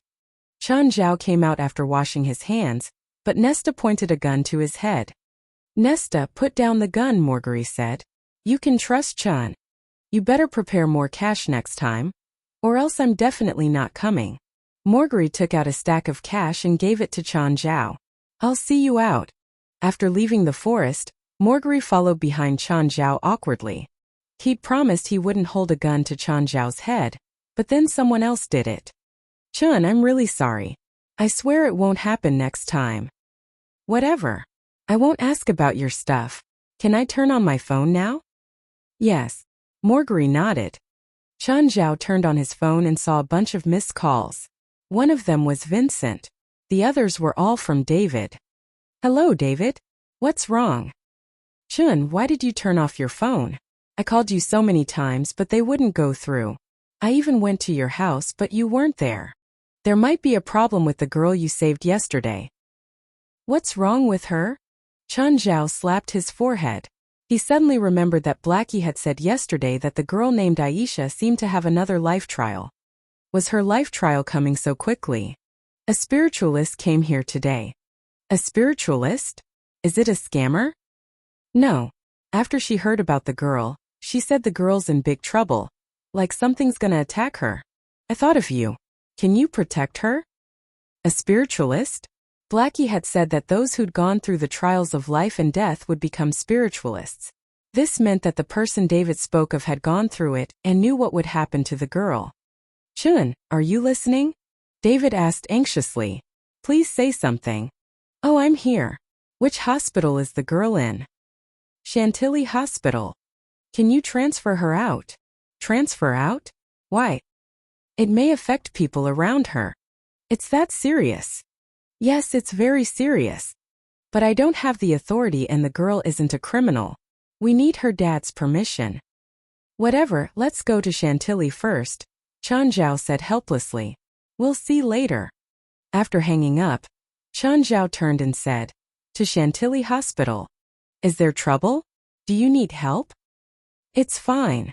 The guy who just called me is the police. I don't think you want to appear before him. Okay. You work with the police too? Not really. What are you going to kill me? I'm not that unreasonable. Plus, we worked with the police before too. Of course, it's nothing legal. Good, but it's best if you guys move out later. Otherwise, you'll definitely suspect me if your place gets exposed. As if we need to be told. After reaching Chantilly Hospital, Chun Zhao got off. Marguerite suddenly poked his head out. Chun, how long will it take to cure balding? Didn't you say you don't need it? I have balding friends. It's not me. Oh, then have your friend come see me. I need to diagnose him face to face. Fine. It's me. Do you have trouble getting hard? No, my sex is great. Oh, then you don't need to be treated. Goodbye. Fine, don't leave. I'm just feeling a little powerless these days. I can only get hard with medication. Come find me after you get through your recent trouble. With that, Chun Zhao picked up his toolkit and walked away with his pets.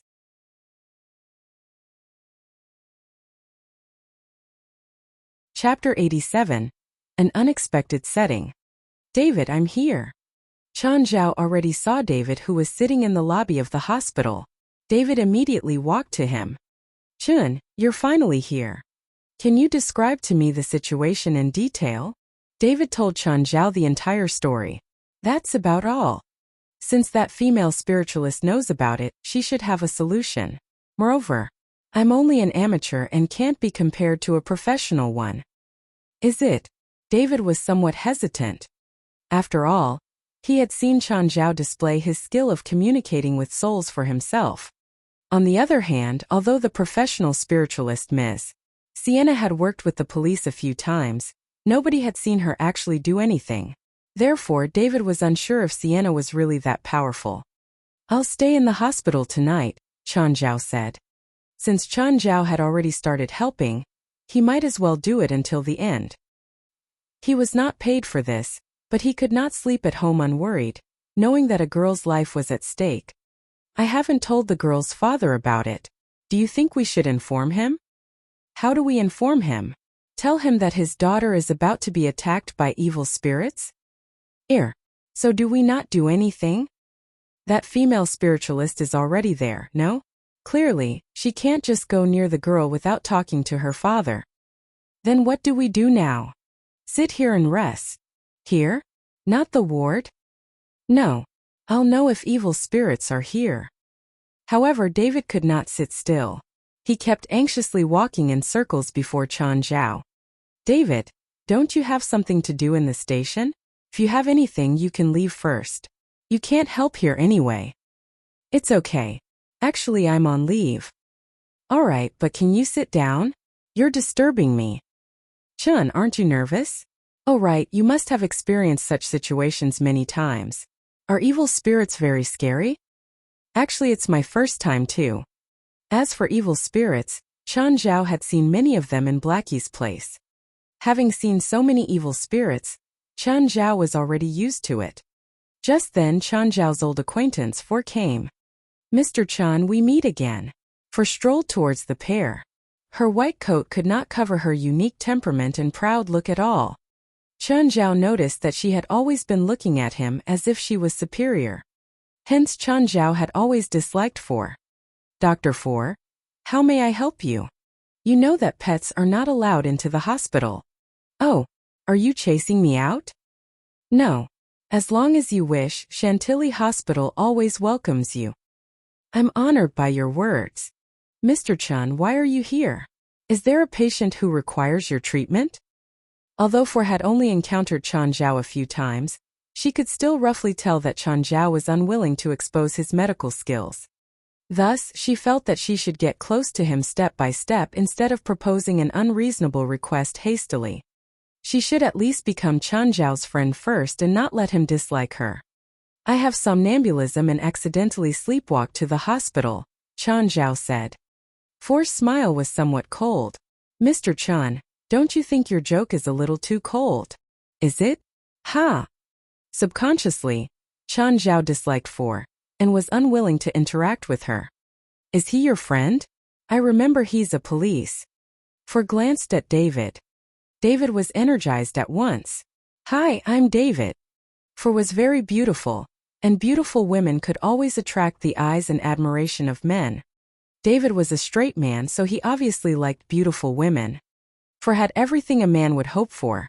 Beauty, intelligence, sexiness, and independence. Hi, it's the second time we've met. For had a faint smile on her face, but she still looked distant. Can I have your number? We can meet when you're free. Sorry, I still have work to do. Bye. For left the pair.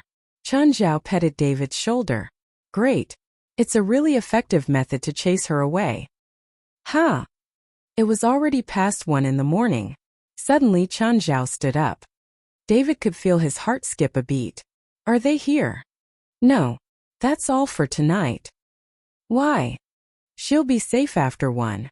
Just then, a woman walked out from the elevator in the lobby. Ha! David, why are you here? Miss Sienna, this is the spiritualist I've told you about. Him. Chan Zhao saw the same arrogant look For had in Sienna's eyes. Eastern, are you the amateur spiritualist? Yes. Leave this place. It's not something you can help with, Sienna said. Okay. Bye. Chan Zhao walked a few steps away before turning around again. Oh yeah, take this. David looked at the keys in his hand in puzzlement. What's this? It's for the basement in my house. If you need help, I'm not around and you can't contact me, you can hide in my basement. Huh? Basement? I should leave now. This time Chan Zhao really left. Miss Sienna, how could you treat Chen like this? He's here to help. Help? Sienna sneered. He has no idea what he's about to face. I believe in him. Your trust is useless. That Eastern can't help us. How can you be so certain? He's a man. So what? In the Middle Ages, churches used to hunt down witches, who were actually women like me. We can communicate with souls and were viewed as evil beings. A minority of men can also communicate with souls, and they're called wizards, but they're not nearly as powerful as witches. In thousands of years of development, 4 classes formed among the witches: toxicology, death-speaking, spiritology, and divination. Also, wizards are servants of witches. Do you get it now? Wizards and witches are different in both their positions and abilities. Wait, is it really good to have such a setting all of a sudden? Don't confuse movies with reality. It's not a magical world. We only have a bit more abilities than normal people. It's not as complicated as you think. Then is there an evil organization? Or a madman wanting to destroy the world? Sienna rolled her eyes. In fact, witches like me don't only cooperate with the police, but also with the government sometimes. Of course, there isn't any evil organization, let alone a madman who wants to destroy the world. We also can't destroy the world. Then what class of witch are you? I'm both a death speaker and a spiritualist. Double class. It's like taking a subject in college. As long as you have time, you can learn other disciplines. Can you protect that girl by yourself? I don't know. The girl has already awakened. Furthermore, I've never seen anyone as talented as her. I'm afraid that she'll attract countless evil spirits. I'm also unsure how bad the situation will be then. In this case, isn't it better to have one more helper? You mean one more burden? I suggest you don't get yourself involved too. Both you and he are of little help to me.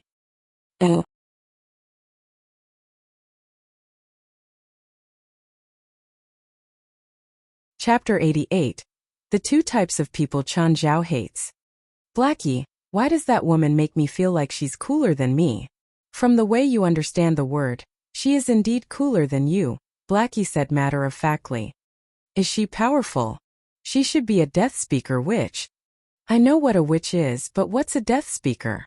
Just like careers for people, you can say a death speaker is a type of career too. What do they do? It sounds really high-end. They're a type of witch that enslaves evil spirits to help them do some things when needed. For example, regular evil spirits just scare people, but stronger ones can take over a human, or even help her fight directly. I feel like I'm involved in a magical world now. This is different from my worldviews. Are there many people like her in the world? Which magic is the magic that demons don't want? Beelzebub said with disdain.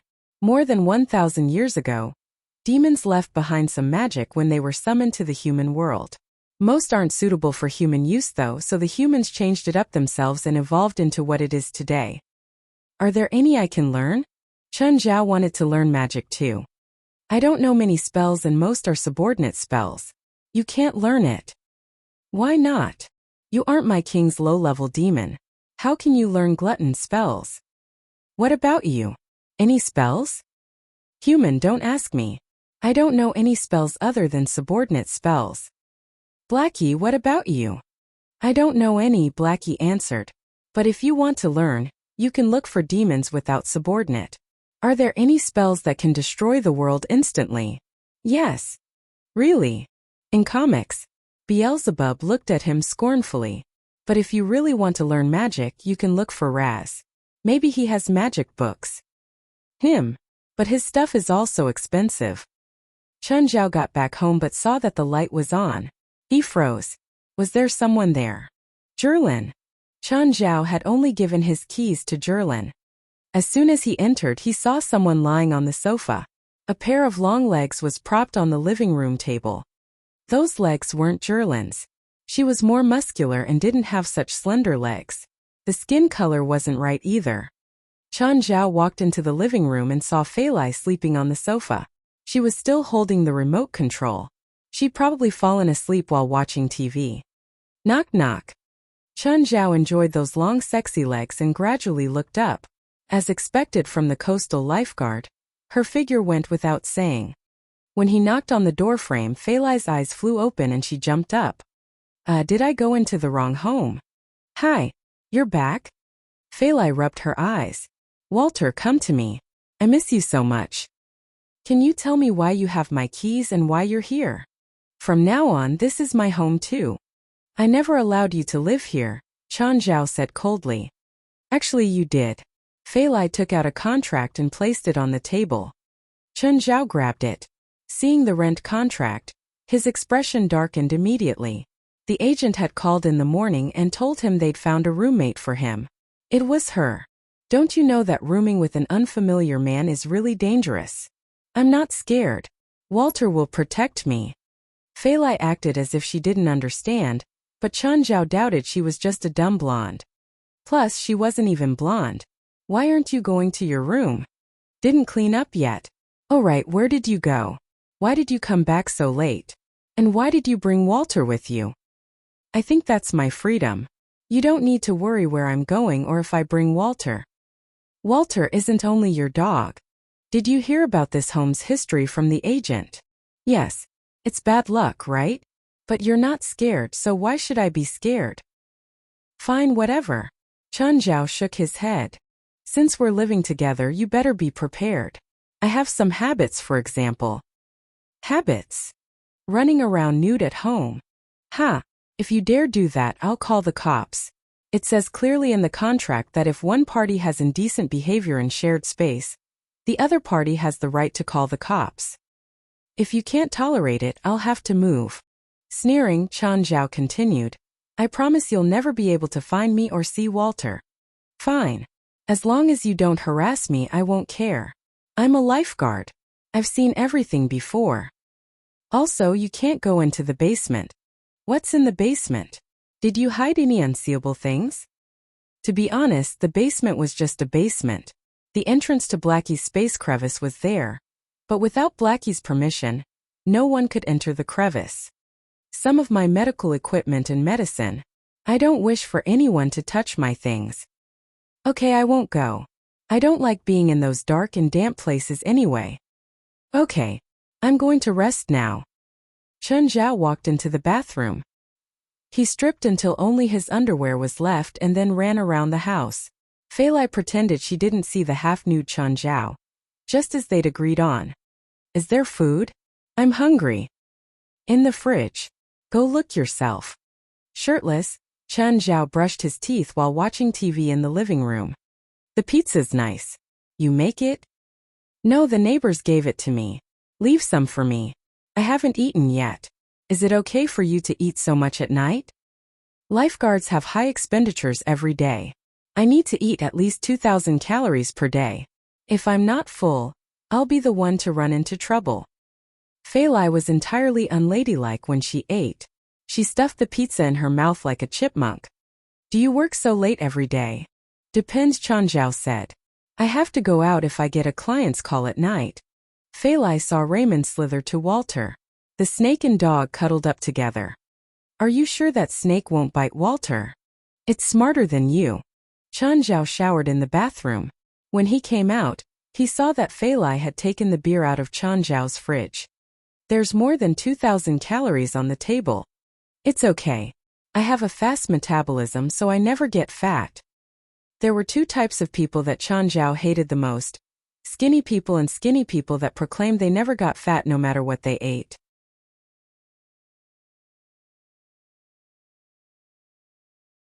Chapter 89 Filming Team.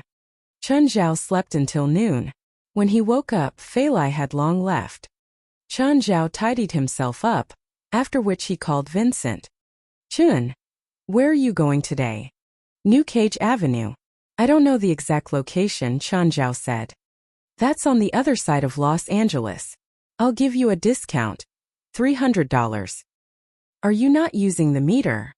If I use the meter, it'll be at least $500. Fine. $300 it is. Are you in a hurry? If not, I'll drive slower. As long as I reach in an hour. We can't reach in an hour, but I'll try. Chun Zhao was heading for New Cage Avenue, where Steven's movie team was filming. Steven had built an outdoor studio there. Chun Zhao and Steven had agreed to meet at the studio that day. New Cage Avenue was also in the suburbs. It ran along the coastline and the scenery was excellent. The left side of the avenue was occupied by a mountain with lush greenery, while one could have a nice view of the sea and feel the salty sea breeze on the other side. When Chun Zhao called Steven to ask for his exact location, Chun Zhao could not understand it despite being told a few times. In the end, He could only pass his phone to Vincent and let him communicate with Steven. Outside the studio, Vincent's car was stopped by a guard. "Sorry, a team is filming ahead. You can't enter." Chun Zhao made a call. Soon, a short man with curly hair walked out hurriedly. "Get out of the way. This is Mr. Steven's guest." The curly-haired man waved his hand to instruct the guard. "You must be Mr. Chin. Is your car going in as well?" "Yes. He still has to drive me back later." "There might not be a place to park your car inside. Can you park it here? The guard will watch over it." "All right. Vincent, follow me in." Vincent was also very interested in the studio. He was born and grew up in Los Angeles. While it was claimed that every Angelino knew how to act, he had never really learned anything about filming or been to a studio. "How should I address you?" "I'm the assistant director. You can call me Wuxia." Chun Zhao already saw Steven. He was sitting in front of the small screen behind the camera, looking at the video being captured. Chun Zhao also knew the actress before the lens, Yafan. She was playing opposite a male actor. Yafan saw Chun Zhao with the corner of her eyes. Immediately, Steven noticed that Yafan was distracted. Cut again. "Yafan, where were you looking at?" "Sorry," Yafan apologized right away. But she still glanced at Chun Zhao, who was behind Steven. Steven also noticed Yafan's look and turned his head. "Haha. Chin, you're here. Wuxia, help me to film scene 146. Steven immediately stood up and commanded Wuxia to take over his task. "Yafan, come here." Yafan walked to Chun Zhao and openly hugged him to welcome his arrival. Vincent swallowed his saliva. He recalled picking Chun Zhao up from Yafan's house the last time. "She's so beautiful." Vincent could not help but envy Chun Zhao. "Yafan, finish your sections first. I have something to discuss with Chun." Then Steven looked at Vincent. "Oh, he's my friend Vincent. He drove me here." "Vincent, do you want to try being an actor?" Can I?" "I have a small role with a few lines. If you're interested, you can try." Wuxia, arrange it and give him the script. "I need to talk to Chun." "Yes, Mr. Steven." As the assistant director, his main job was to replace the director for less important scenes, accumulate work experience, and better his filming skills. Steven brought Chun Zhao into his motorhome. After boarding the vehicle, Chun Zhao realized that it was actually a small apartment. He estimated that such a vehicle would cost $2 million, which was more expensive than the house he was currently living in. "Chun, do we start the treatment now?" "Yes. Remove your shirt and lie on the sofa." "Will it hurt?" "No, you wouldn't even feel any discomfort. We can chat during the treatment." "Chun, do you want to be my health consultant? I'll give you $8,000 a month. You do a checkup on me every once in a while." "Sure." Chun Zhao accepted the deal at once because the pay was very high. Health consultant is different from personal doctor. A health consultant is not in charge of treatment, but only provides physical examination and advice. At the same time, he would need to answer any medical queries the client has. In addition, a health consultant can have more than just one client as long as he has the time. He can have 10 or even 100 clients. Of course, normally a health consultant can only have at most 10 clients. After all, physical examination and talking with the client take up at least half a day. If Chun Zhao were to become the health consultant of 10 clients, he would need to spend 5 to 10 days every month on these clients. If he had more clients, he would not even be able to continue with his original job. $8,000 a month was already extremely high. An ordinary doctor might not even be able to get $1,000 from a client, not to mention the tax he had to pay. Of course, being a health consultant was different from treating Steven or Rasva. While Chun Zhao would get tens of thousands per session, such income was very unstable. He might earn a lot for a while and not get much for the next few months. He would stop getting paid after the treatments were over, unless he could get a patient that required long-term treatment. Also, not every patient was as rich as Steven or Rasva. On the other hand, health consultant was a stable source of income.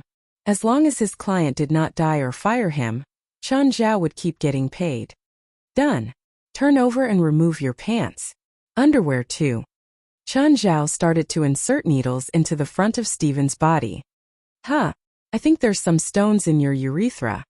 As Chen Zhao inserted the needles, he immediately felt some foreign matter.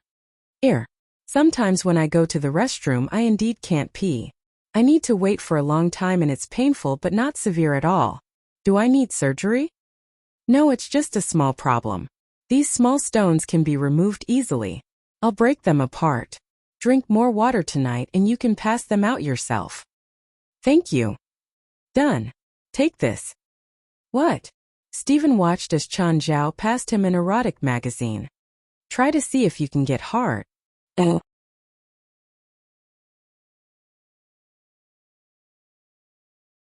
Chapter 90 Fight Between Women. Stephen walked out of the van with a ruddy face, but his lower body felt uncomfortable from being pent up. Chen, is there any way to make my dick go back? Nope. This will last for the entire day. You'll have a boner the entire day, and you can't touch women during these 24 hours either. Alright, can I use my hand? No. If you endure these 24 hours, you'll become very powerful. You'll be healthy as long as you don't sleep with 10 girls in a day. Satisfying 1 or 2 women is no problem. Of course, if you want your body to keep up, you should eat more protein and carbs and do 30 minutes of aerobic exercise every day. This will help you become strong enough. Hearing that he had to survive 24 hours, Stephen felt helpless. Should I call Yafin over? Oh, I can lend you my van. Won't it affect your filming schedule? No, it's okay, Stephen said, chuckling. My work and private life are always separated. The two walked together the film site. Hullier was in the middle of directing seriously. Vincent walked over, excitement written all over his face. Vincent, did you finish your part? Yes. Thank you, Mr. Stephen. I'm really happy to have this chance. How you should thank Chen. I gave you this chance because you're his friend. But honestly, have you considered becoming an actor? To be honest, your looks are suitable for comedies. Of course, I'm not trying to offend you. I just think you do have talent in this area. Can I really? Later, I'll have my assistant give you a card. If you're interested, you can try some small roles and see if you're willing. Vincent wasn't ugly, but he had a comedic look. The ugly characters in movies were just actors with unique looks. These roles didn't require the actors to be ugly. There were barely any ugly people in Hollywood. Most of the actors that weren't hot were just that, not hot. They definitely weren't ugly. These roles made the audience know what kind of character they were immediately. In most commercial films, there would be this type of character for comedic break, even in depressing movies. This kind of actor had a big chance of making it big instantly with a role. There were cons too, though. Their face would be stereotyped and set. They would only get this type of role in the future. Stephen gave Vincent this chance because of Chen Zhao, but also because Vincent did have talent in this aspect. Stephen didn't mind giving this young black man a chance. He'd given many young people chances in the past. Not everyone had succeeded, but he was sure that Vincent would succeed. Talent, opportunities, and one's own personality determined whether one could succeed in Hollywood or not. Vincent had talent and Stephen gave him an opportunity. No one was sure what the end would be like. Stephen didn't have to pay anything anyway. He didn't even need to report to anyone. Of course, Vincent had to sign with a management company before this, even if he was a part-time actor. Yafin walked over now. Smiling, Stephen said, Yafin, did you finish filming? Yes, sir. I have to help here, so accompany Chen around. Then he added knowingly, Vincent, you can stay and watch how the others act. Vincent was talkative, but he knew how to watch the mood. He knew what Yafin and Chen Zhao wanted to do. Instead of going to the van, Chen Zhao and Yafin held hands and walked into the forest. Yafin, do you need to change? Those are the movie's costume, right? Does it not look good? Yafin was wearing a tight-fitting outfit and nothing else under it. If she wore a bra or safety shorts, the lines would show while filming. The tight-fitting shirt showed Yafin's great figure without keeping anything back. She rested her slim arms on Chen Zhao's shoulders. Her red lips opened slightly, releasing a tempting aura. Her eyes glimmered. Chen Zhao looked around and impatiently hugged Yafin. His hand slowly traveled to Yafin's back and unzipped the shirt.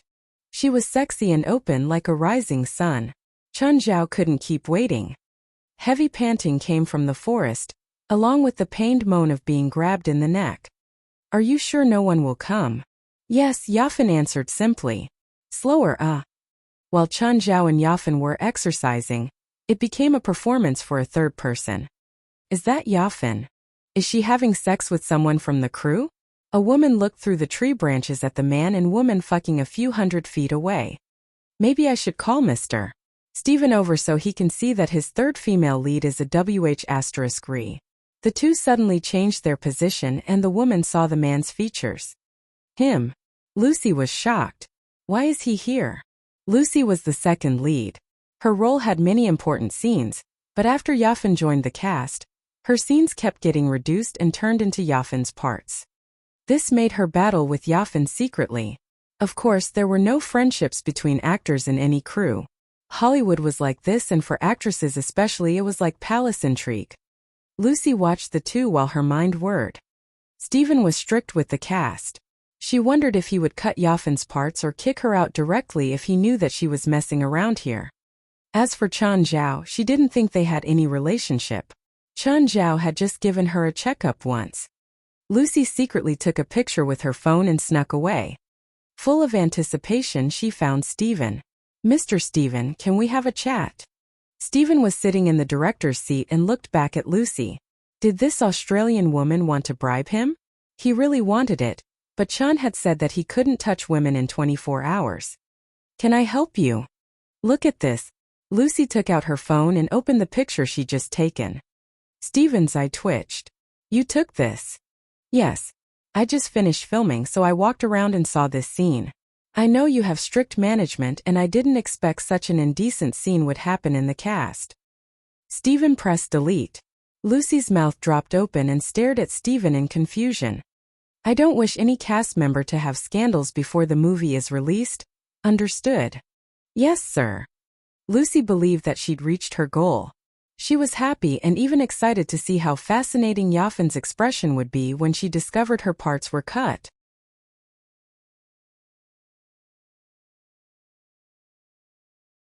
Chapter 91, Ethan's ex-wife. When can you leave? Not today, I'm afraid. I still have 3 more plays at night, Yafan said helplessly. It was very painful to film at night. If possible, she also hoped that she could return to the hotel every day according to the time on the contract. But it was not possible. She was not that powerful. Even if it was past the time on the contract, she still had to smile and willingly accept the overtime. Chun Zhao also did not plan to continue staying here as it was already quite late. All right. Tell me when you're free then. Of course. Yafan gave him another hot kiss. Yafan sent Chun Zhao all the way to the exit. Chun Zhao said, help me say goodbye to Steven. Sure. See you. Vincent had long returned to the car with Beelzebub and the other demons to wait for Chun Zhao. Watching Chun Zhao return with his face lit with joy, Vincent's face was filled with envy. Chun, that woman's really beautiful. You might also have such a chance in the future. Really? Seize this opportunity well. I will. Definitely. Vincent clenched his fists tightly. So can you give me a discount for future rides? No way. Damn. I'll call Steven now and ask him to fire you. Vincent was speechless. Where do we go now? Home? Let's go to Ethan's place for free dinner. Sure. This was probably Chun Zhao's only opinion so far, which Vincent agreed. Ethan was extremely unhappy with this. He did not even welcome Chun Zhao and Vincent into his motel. However, he was alone and powerless. Walter had already run towards Sasha. Ethan was distressed at the sight, as if his own daughter had been slept by a pig. Chun, this is too much. You keep coming here for free food, and now your dog even wants to mount my daughter. This is freedom of love. Nobody can stop true love. Quickly finish your food and scram with your dog. And you, Vincent, don't you need to drive? Even though I drive, I still need to eat. That's why you drove here for free food. Fine. I'll leave after I finish. You happy now? Vincent, aren't you going to drive me back? How can you be so thick-skinned? Forget it then.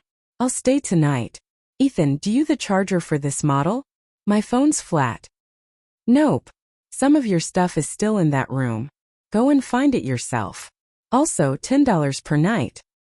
After Vincent left, Ethan and Chen Zhao sat before the counter of the motel. Chen, how long have we known each other for? Fuck, don't talk to me as if we've known each other for tens of years. It's like not even 3 months. Fine. They fell silent again and nobody spoke. For a few times, Ethan looked like he had something to say but stopped eventually. Chen Zhao could not take it any longer. Just speak. If not, I'll go upstairs now. Chen, I heard that something bad has happened to the gang leader in the eastern region. So, Chen Zhao was confused by Ethan's abrupt conversation. Have you forgotten? He was your client. You even said that his man had pointed a gun at your head. Oh, is it? I don't think this has anything to do with me. I don't even know the name of that gang leader. How I wish these bastards can just all die outside, Chen Zhao said calmly. He did not want to leak anything even if it was Ethan. I heard that it's due to internal conflict. I'm not interested in this. Do you know any rumors about women instead? I only want to warn you to stay away from those people should they come and find you. Why would they find me? Chen Zhao said, smiling. I hope not too. They're in deep trouble this time. The best outcome will be for them to die in some unknown corner. Chen Zhao did not ask for the details. It had nothing to do with him anyway. Furthermore, if he asked more, Ethan might start to suspect him. Although Chen Zhao did not like Morgary and the rest, he did not want to betray them either. He also did not know which side Ethan was on. Oh, pass me some tissue. Some butter has dripped on my shirt. Here you go. 20 cents. God, you're still the same. Chen Zhao heard a voice from his back. It was a woman in her 50s. At that moment Chen Zhao saw the woman. He could not help but avoid her stare. Similarly, Ethan also looked away at once. The woman was wearing a white shirt and an unzipped black jobwear on top, a simple below-the-knee dress, and a pair of high-heeled shoes. Her hair was tied into a bun and she had a pair of framed glasses on, but no other makeup. Her domineering attitude almost made Chen Zhao suffocate. Hi madam, you are? You look scared. Are you scared of me? Yes, you're scared of me, just like most men when they see me for the first time. Oh. Caprice, Chen is my friend. Ethan, did you grow fat again?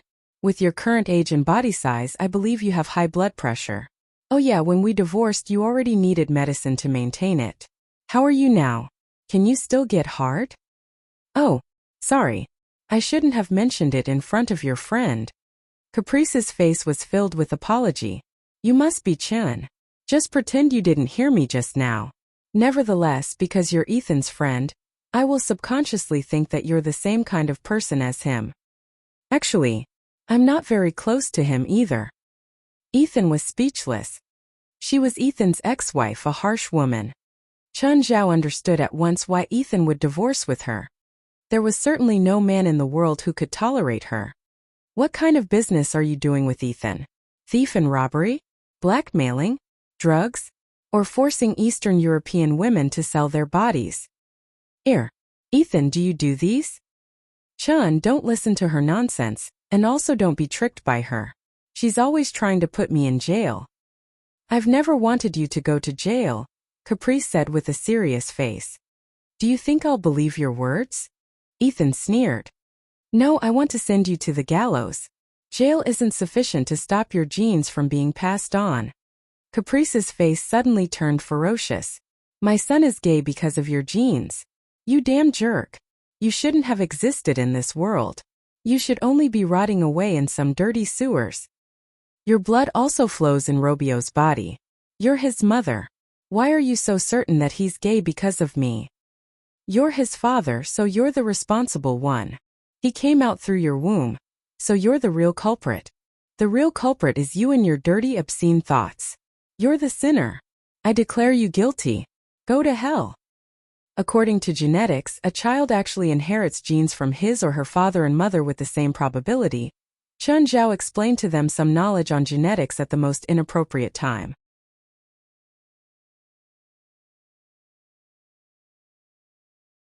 Chapter 64. Paranormal Activity.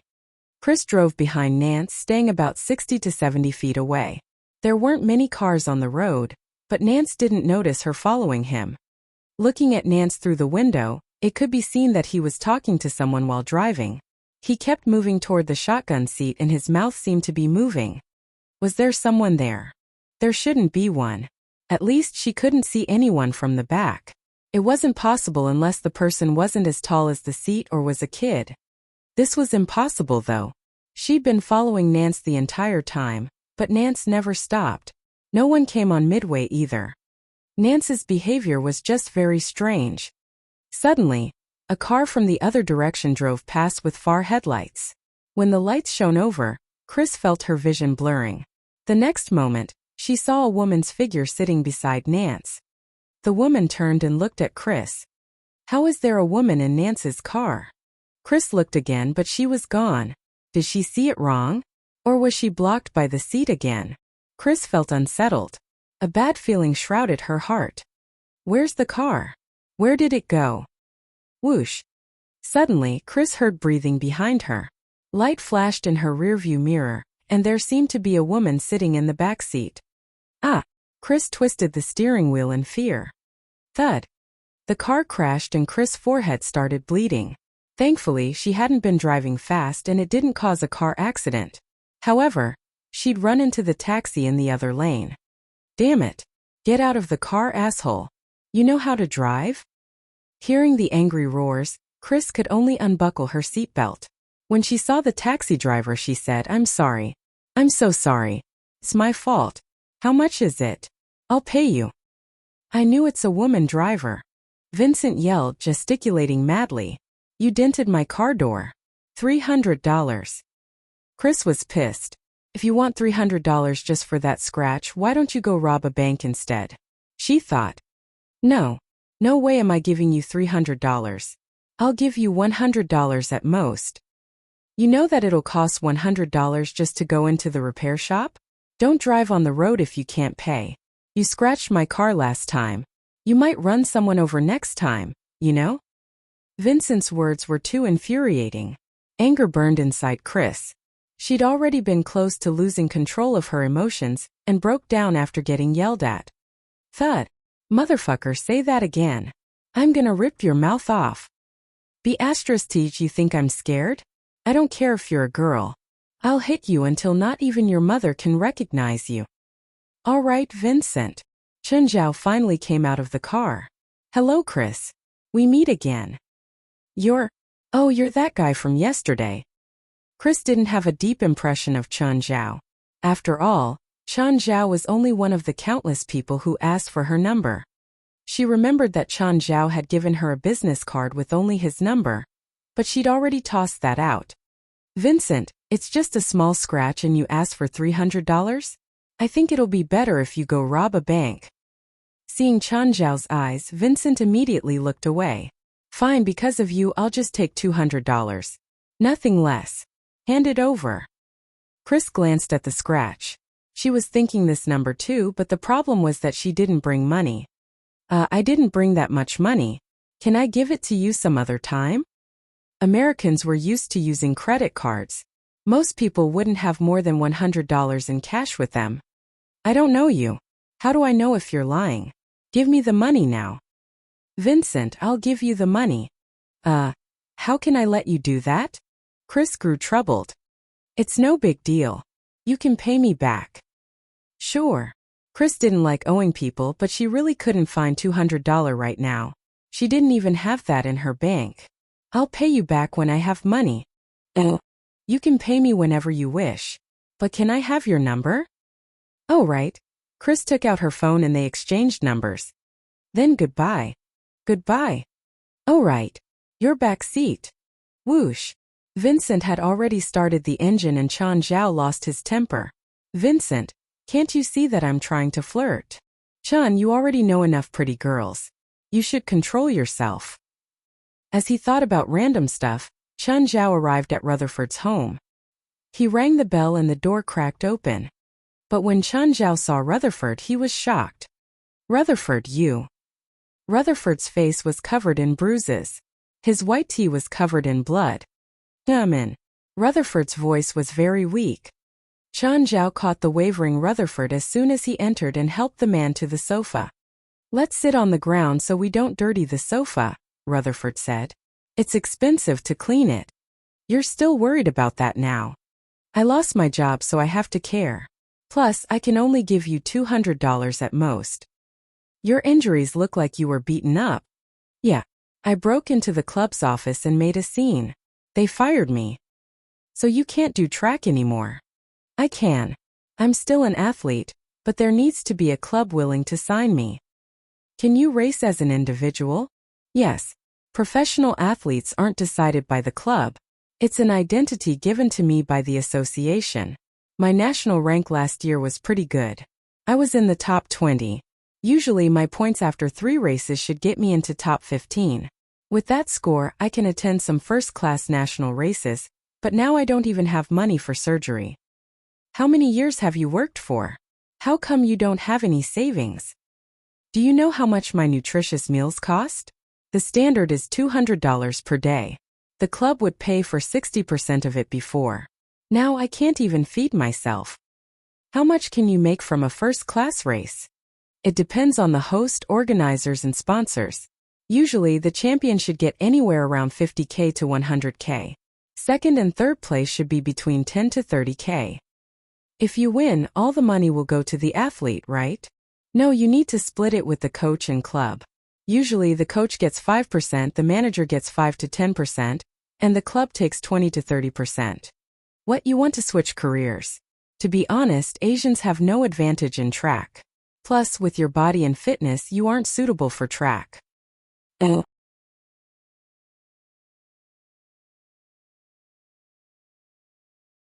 Chapter 93. Investment for the future. Normally there are 2 types of sprinters. The first type is short sprinters who are no taller than 1.8 meters. Their leg muscles are stronger and their running pace is faster. The other type is tall sprinters whose limbs are also longer. Their pace is slower, but every step they take will cover significantly more distance than short sprinters. Chen Zhao clearly did not belong to either of these 2 types. He was quite tall, over 1.8 meters to be precise, but his limbs were shorter than normal athletes. Even if his body was as strong as an athlete, he would still be unable to take part in track and field, especially sprinting. Of course, he had never thought of becoming an athlete anyway. Chen Zhao liked his current life. It was fruitful but also filled with free time. On the other hand, athletes had to be serious and train themselves until exhaustion every single day. Furthermore, Chen Zhao's age was no longer suitable for an athlete. He was only interested in the prize, nothing more. How about international competition? Like the Star Invitational you talked about? The prize for the Star Invitational actually isn't that high. At most 200,000. In fact, the prize for some Star Invitationals is not even as high as those first-class national competitions. The main purpose of taking part in Star Invitationals is to gain points in IAAF and increase our popularity. Only then will we have the chance to be supported by national sponsors or get more money. Then how about Diamond League and Golden League? Diamond League. I can't take part in that even if I'm in my best condition. I don't have enough points and my national ranking isn't high enough, so I can't qualify. I can of course buy an entry quota, but I can't afford it. As for Golden League, that's the final goal of every runner. Its importance even exceeds the Olympics. If you win Golden League, how much will you get? Stop joking. I wouldn't be able to enter Golden League in my entire life, let alone getting first. My best timing for 100 meters so far is only 9.95 seconds. I'm not confident of getting first even in first or second class national competitions, not to mention Golden League, unless you break the legs of every other participant. With my current record, even if I enter Golden League, I wouldn't be able to promote. I'm asking about the prize. I'm not sure. Golden League is not a single competition, but rather many rounds. The prize for getting first in any one of them is at least hundreds of thousands. This is only the prize for the competition. If you include money from the sponsor and advertisers, I think it can even reach 2 million. If I heal your legs and help you get back to your best condition, maybe even stronger, and at the same time sponsor you for various competitions, will you give me some of your prize money? What do you mean? What the words mean? I'm investing in you, Chen Zhao replied. You're a doctor and I believe you can heal my legs, but are you sure you know what investing in me means? Even after I recover, I still have to rent a training ground, hire a coach, train myself, and eat nutritious meals, which sum to at least $20,000 every month. Moreover, you wouldn't be able to see any results in just 1 or 2 months. Before we even talk about the prize money, your own money will probably be wasted. Although it's an investment, I believe that your results will be good. I'm placing a bet on your future. What do you think? I'll cover all your costs over the next 2 years, and I want 40% of all your income in these 2 years. Fine. Even if you're being serious, 40% is too high. It's impossible. You're only like my health consultant. I can give you at most 10%, nothing more. 10%? I'll spend $20,000 on you every month. Can you promise that your monthly income will exceed $200,000? Let me see. 2 years. I need to invest $480,000, which means you need to earn at least $4,800,000 in 2 years for me to not make a loss. Do you think I'm a fool? 40% is too high. Even if I find a club, it'll take at most 20%, maybe even less. Moreover, it'll only take that percentage of my prize, not my total income, but you want 40% of my total income. Fine. You reject my offer, you can just pretend that I've said nothing. 25%. I'll give you 25% of my total income. 30%. Anything less and you can forget it. Provided you can make my results better. If you can make me qualify for Golden League, I'll accept this percentage. Of course, I have a way to boost your performance. You mean drugs? Rufford's expression changed. Of course not. Don't worry. I'll just make you stronger. Deal. When do we sign the contract? We don't need one. Are you not afraid that I'll go back on my words? I don't like to sign any forms of contract, but I believe that we're both men of our words. Am I right? How long do I need before I can stand on the track again? I need to perform a more comprehensive checkup on you, and then decide on your treatment plan before we can talk about recovering. Oh, Mr. Board, I'm not kidding. In fact, I'm telling you this with a very serious attitude. It's not a prank, not a joke, and not a story. David stared at Board with a serious expression. Wait, so you mean my daughter will be attacked by an evil spirit? The smile on Board's face slowly disappeared. Yes, and not just one. Perhaps 10 or more, David said. Also, the hospital will definitely not be our main battlefield. Standing beside David, Sienna continued. Maybe there's many souls hiding in this hospital already. They'll be affected by your daughter's soul and become evil spirits. Why? Board was still somewhat suspicious. Did Aisha do something wrong? No, she's done nothing wrong.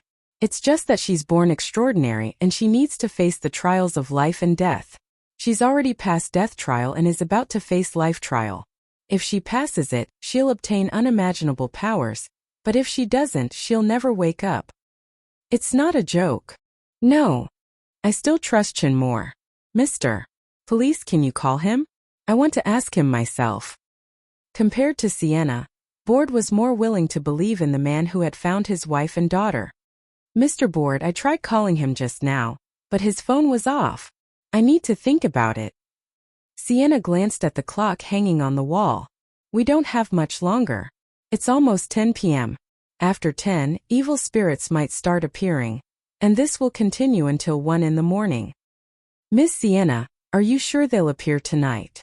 Absolutely, and it might be more dangerous than anything I've seen before, Sienna said with a serious tone.